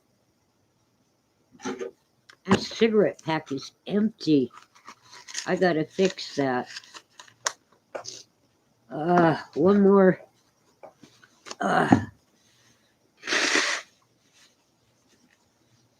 Oh, hi, sweetie. That's a good kitty cat. Let me see if I can get Sweetie on camera. It's probably too dark. There she is. My little tuxedo kitty, who is so feral and so scared of me. I'm not allowed to touch her. But she wants treats. That's why she's sitting there. Okay. Cat treats first and new pack of cigarettes later. Because if I get up from my chair, she'll run away. Yes. Pretty kitty. All right, 3C and Tora. 2-2.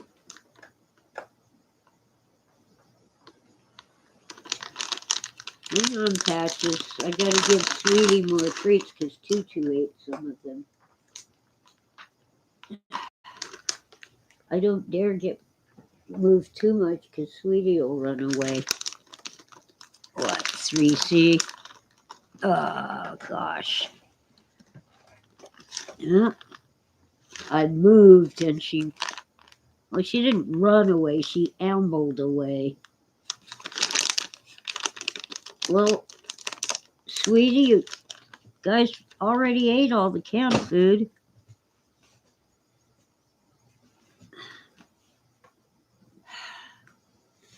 Hi, Ryan.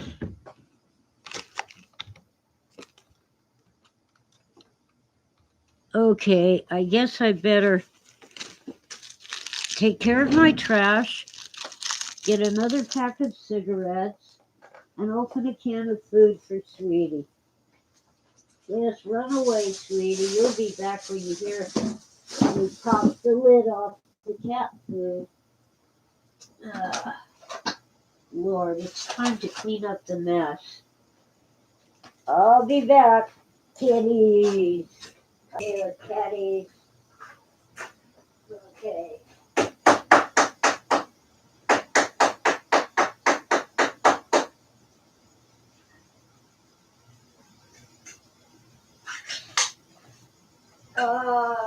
Cat.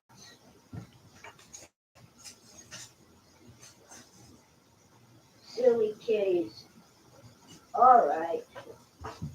They're here, Sweetie.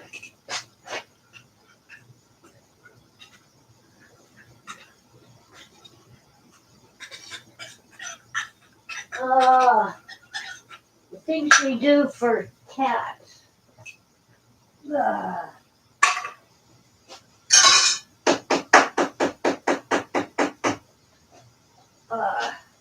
I'm almost done.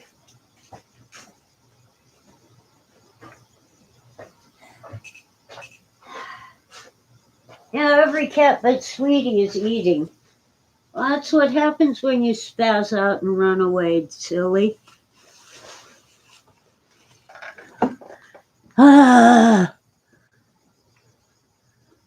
Quilted Chicken Farm. I'm not a smoker, but I sure don't want to run out of chocolate, etc. I'm not out of cigs. That pack was empty.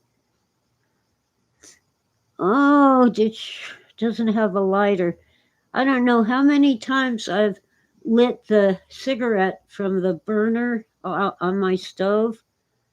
It doesn't work with electric stoves.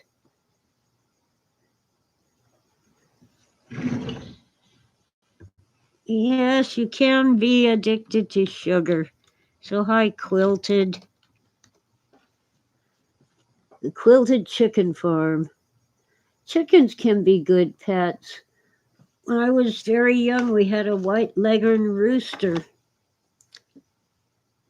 He couldn't really fly, but he'd go to the far end of the backyard and run as fast as he could and kind of glide up to the top of the fence.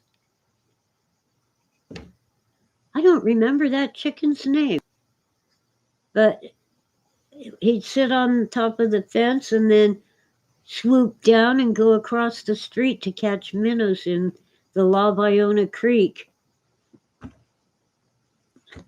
How much is a pack of Marlboros in California?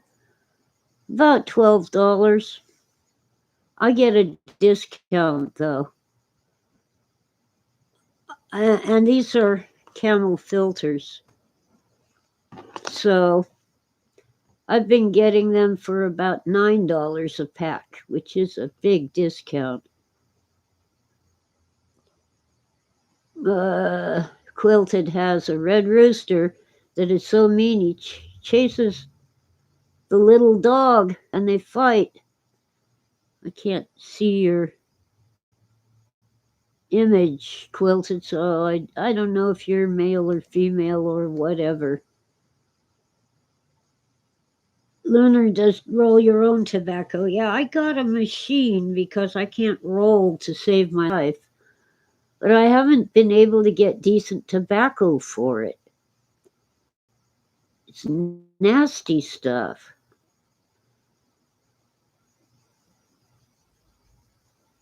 Tara says they're about $7 a pack.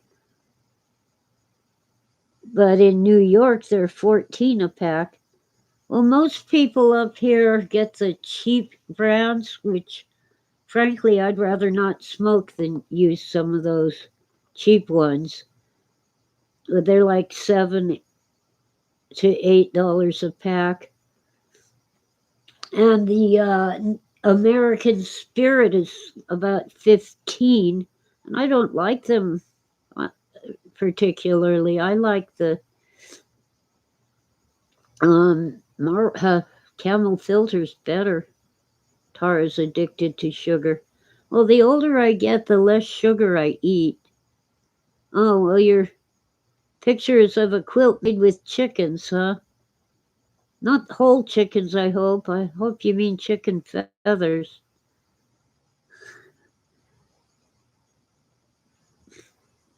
Oh, my poor nose. At least it's just a cold. Nothing major.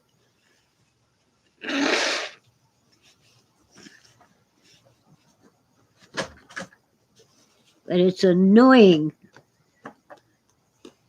I had COVID twice, and even though I was not very ill, I had to isolate.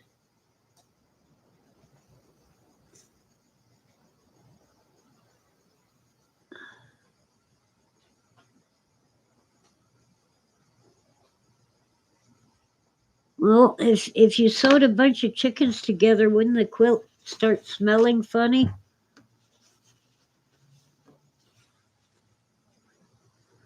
Oh, Lunar's going to sleep. Thanks for dropping in. And I hope we'll be on Thursday morning at my usual time, 8 a.m. Pacific. See, Lunar Sparkles is in an area I can't remember, but it's bedtime for Lunar. It's early morning here. Oh, not even early morning. It's 9:45 in the morning.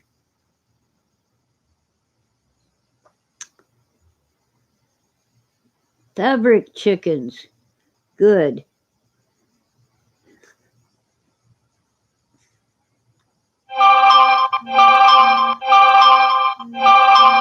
Oh, come on. I forgot to tell my phone to shut up. Do not disturb.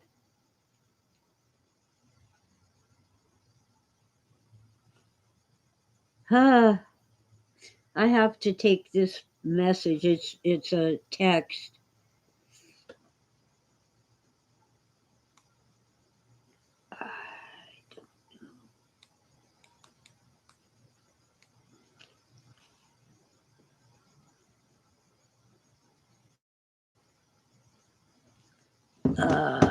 Okay, I think I can open Facebook and not lose YouTube.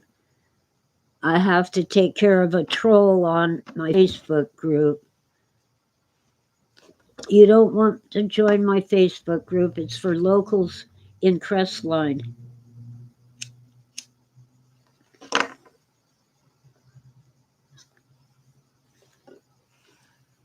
Oh, hi. I don't know how to pronounce it. I'll just say hi, Civ. Almost New Year, 2 more days.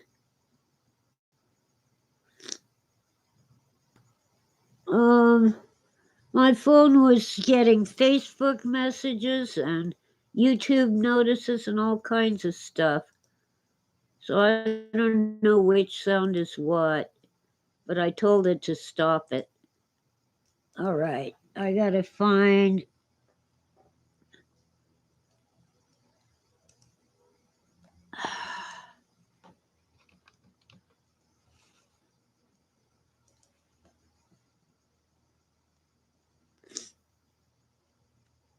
Oh, come on.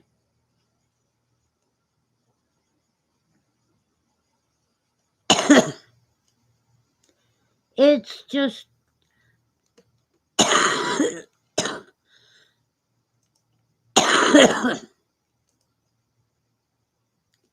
It's being mean to me. It used to be possible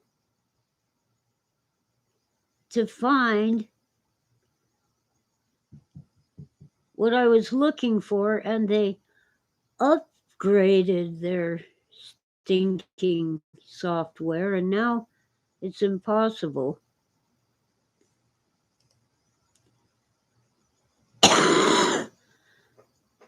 Okay, let's see.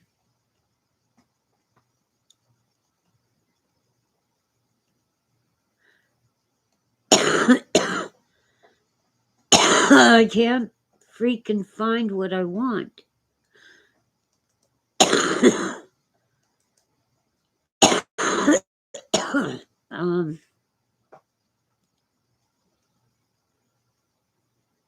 Huh.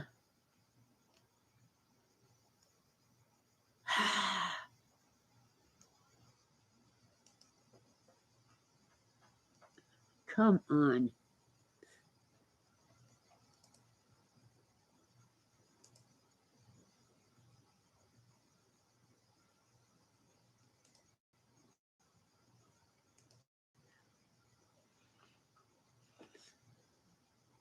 All right.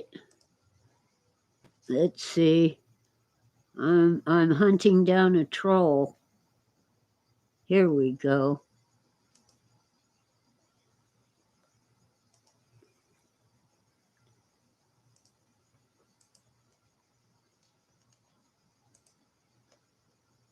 I got that done.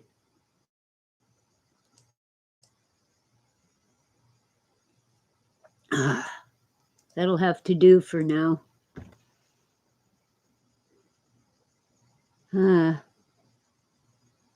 Tara lives by a rule: treat others how you want to be treated, and lives by that rule.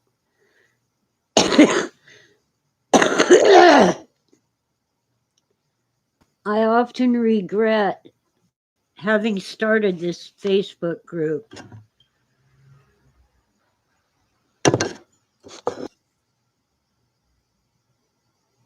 It has been a blessing for many, but here and there, it's a lot of work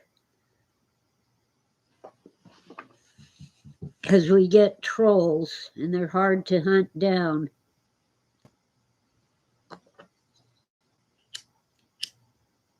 It used to be easier before Facebook made their software supposedly better. I got itchies.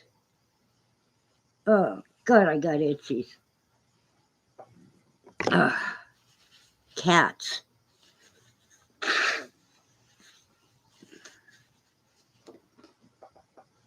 Cats leave their hair everywhere. At least we don't get fleas on the mountain. Yeah, we actually have thousands of members in the group. I had to recruit others to help me manage it. But we've had some real to-dos on our group. People who post mean stuff, and then if you delete their mean comment, they call you an ist of some sort. A bigot, I don't know, whatever.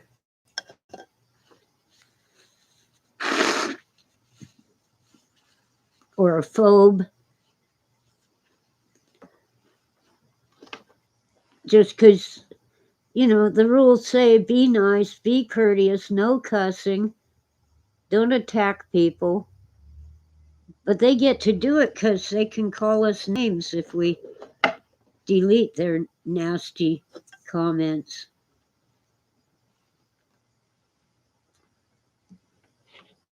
Or they'll report us to Facebook. I don't care.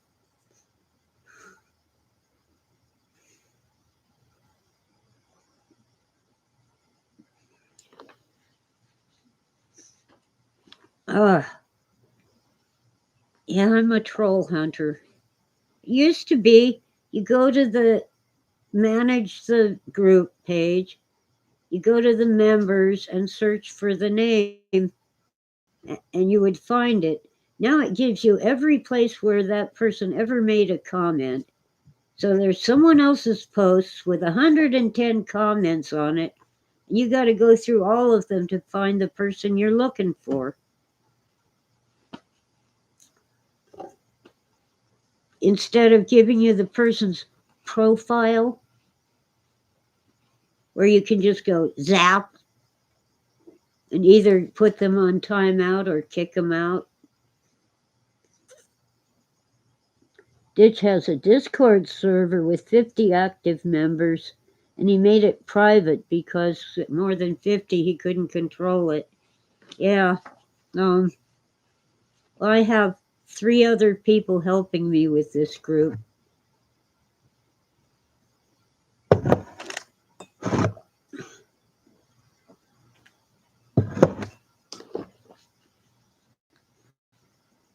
Anyway, I put this guy on timeout while I decide whether to kick him out.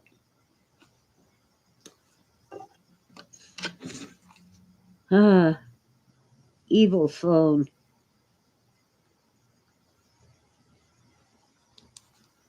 It's like Philip K. Dick used to say. Someday, instead of saying, the government tapped my phone and they're spying on me, you'll just say, my phone is spying on me.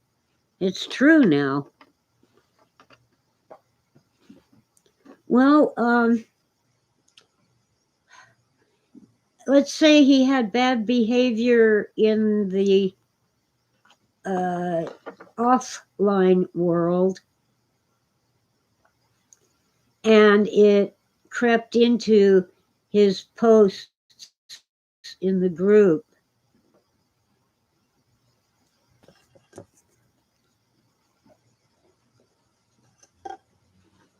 Yeah, drama. So I'm sure I'll get a nasty Facebook message about all the cuss words he's going to fling at me for. Just put him on timeout. I didn't boot him yet. We'll see.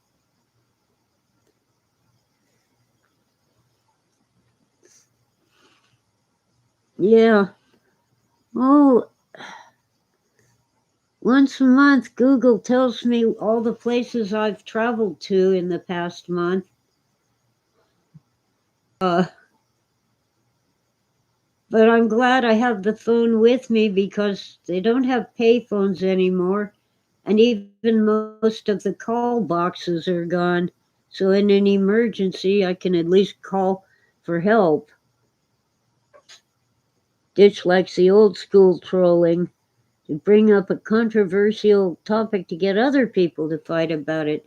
Yeah, that's the favorite trick of the narcissist. Let's you and him fight and I'll watch. Because the narcissist wants to be friends with both of you, but separately. He doesn't want the two of you to be friends. You're his friends, not each other's. It's usually a man, but sometimes it's a woman.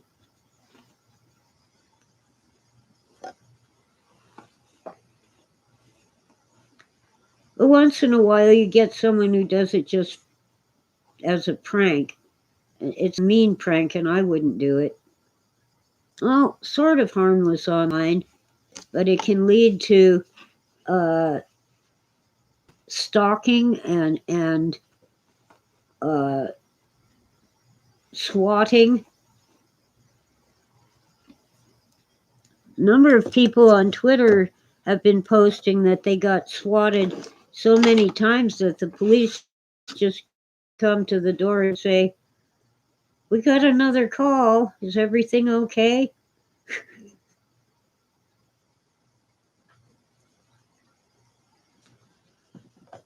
Because they know the drill, but what are they going to do if something real happens? And the police think it's just another prank call.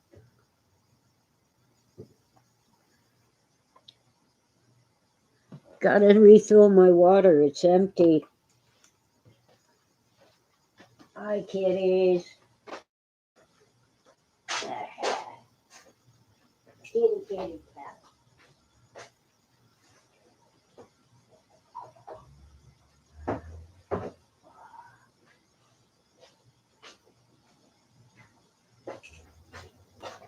Oh boy.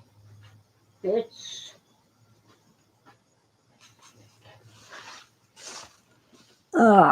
that's better. That's why I feel cold. The heating pad, every half hour it turns itself off.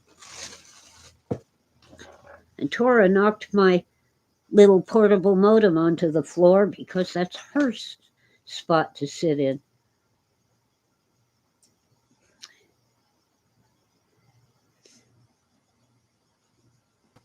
Yes, Ditch, that's right. Thankfully, most police forces are aware of swatting now, so their responses are less lethal now. You know why we have the word thankfully? Nobody wants to say thank God or thank the Lord.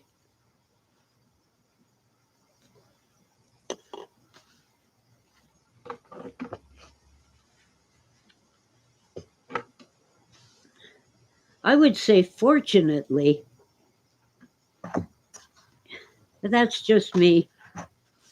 I'm a recovering English teacher.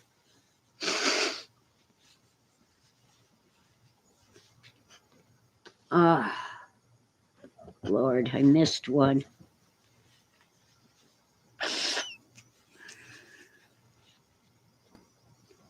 Gotta start over.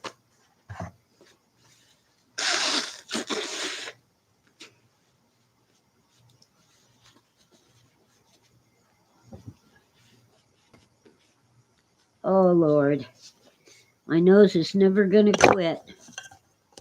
Well, we're past 2 hours now. Oh, yeah, all kinds of errors in grammar used to make me crazy, and now I just kind of think about it, but try not to say anything. However, the one that's bugging me at the moment is continue on. Has anybody ever continued off? You don't need to say on, you just continue. Or you go on, which means continue. And it's bugging me because the Ivy League educated professional newscasters think that's correct grammar. Oh, carry on is a good one. Yeah. Thank you, Ditch. Oh, and I can almost remember it.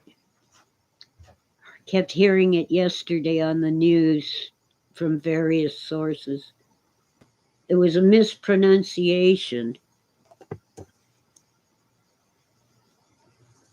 I can't remember it now.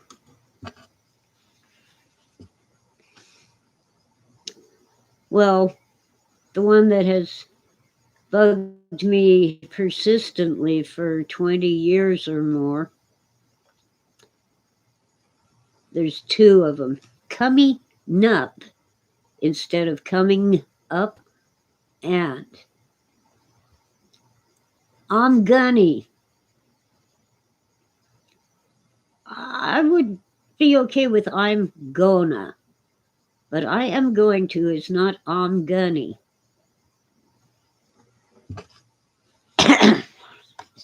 Still isn't the one I wanted, but oh well. It's probably better for my mental health to forget it.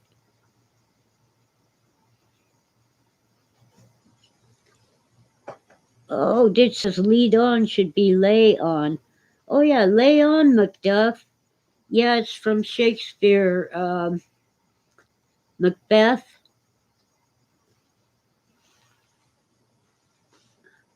Wait a minute.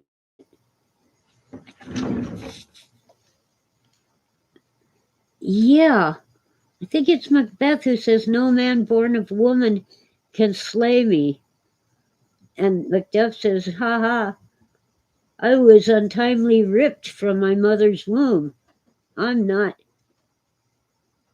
Oh, see the kitty in the background? That's Tutu. I'm not born of woman.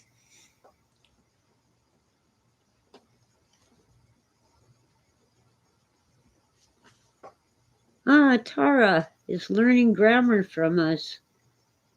Well, I don't mind so much when it's just some person talking. But when they're paid to read the teleprompter and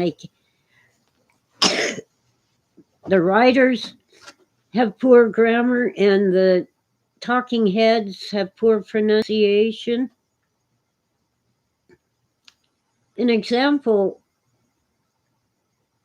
that I can forgive is an audiobook I listened to. It was read by an AI, a primitive AI where they have recorded someone saying a bunch of words and then the AI reads the text and uses that person's voice.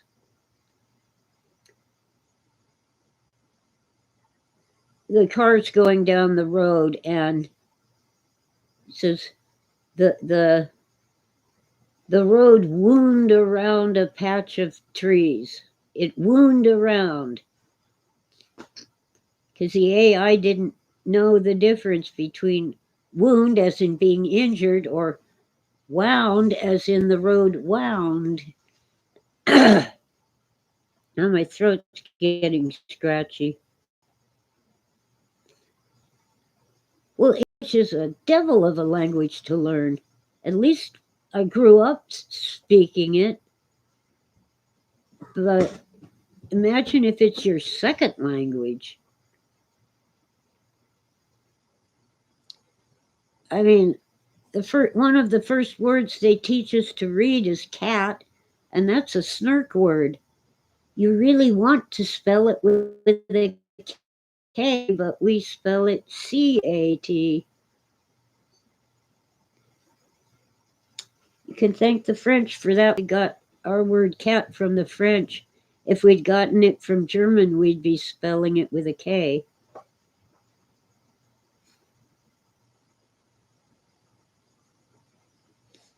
Oh, Ditch says AI used to be easy to detect because it would use the past tense all the time when it shouldn't. I don't know. I can't make head nor tails of Chinese, but maybe English is harder to learn.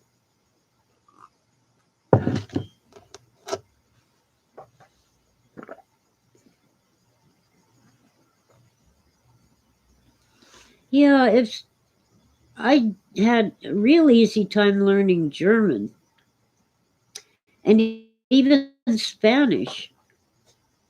But French and Russian, especially Russian, oh my, they just don't stick in my brain. But I can read a lot of Dutch because it's almost the same as German. But that'll trip you up sometimes.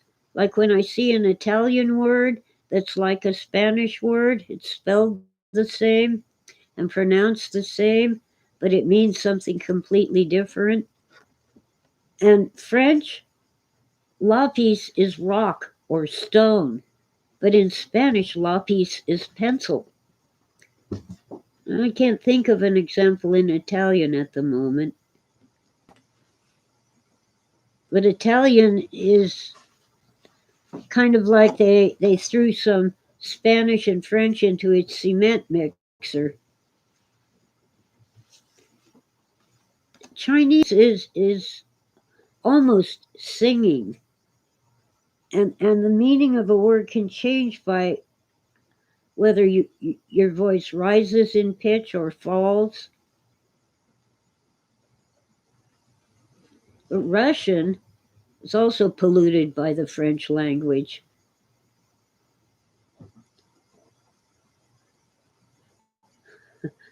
I can imagine that they used to speak very much like the people of Norway, Sweden, and Finland before the French screwed up their language. French is a beautiful language, but man,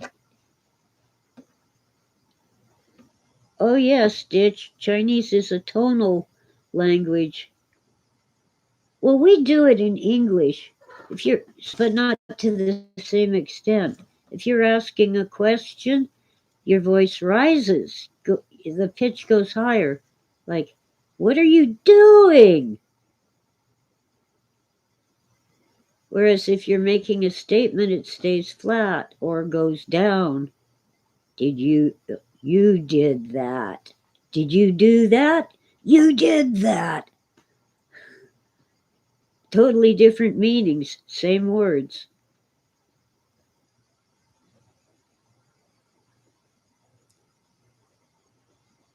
English also has words from other languages all around the world.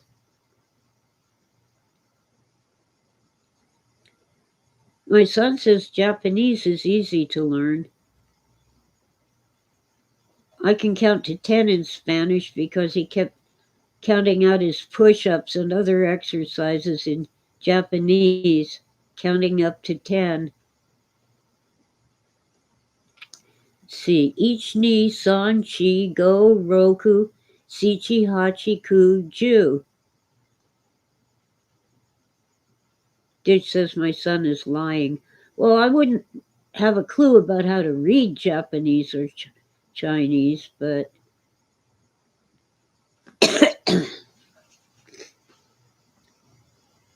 French, I had one semester of French at the junior college, and I had to get a tutor, and she helped me a lot, but I managed to get a B. In German, I barely studied and got an A every time. German to me is like speaking English with a funny accent. Oh, Jamie wants you all to thumbs me up. I think they all have already, Jamie. Unless YouTube is lying.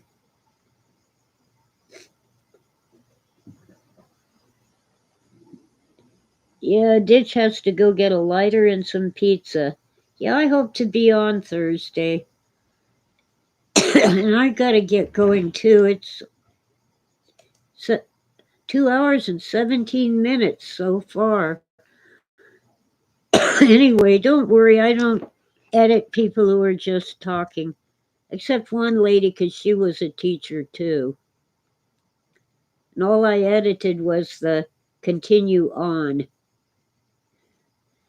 It's just continue. Okay, so let's do the thank you all for listening and have a great day. And thank you for all of your support. What the hiss? Get off me.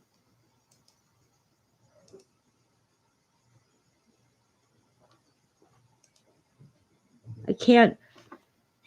I did all that typing and it's gone. So now I have to type it again. Thank you all for listening and have a great day. And now I get to fix the typos.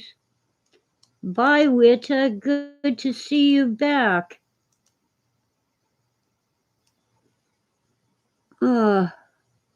Eye itchies.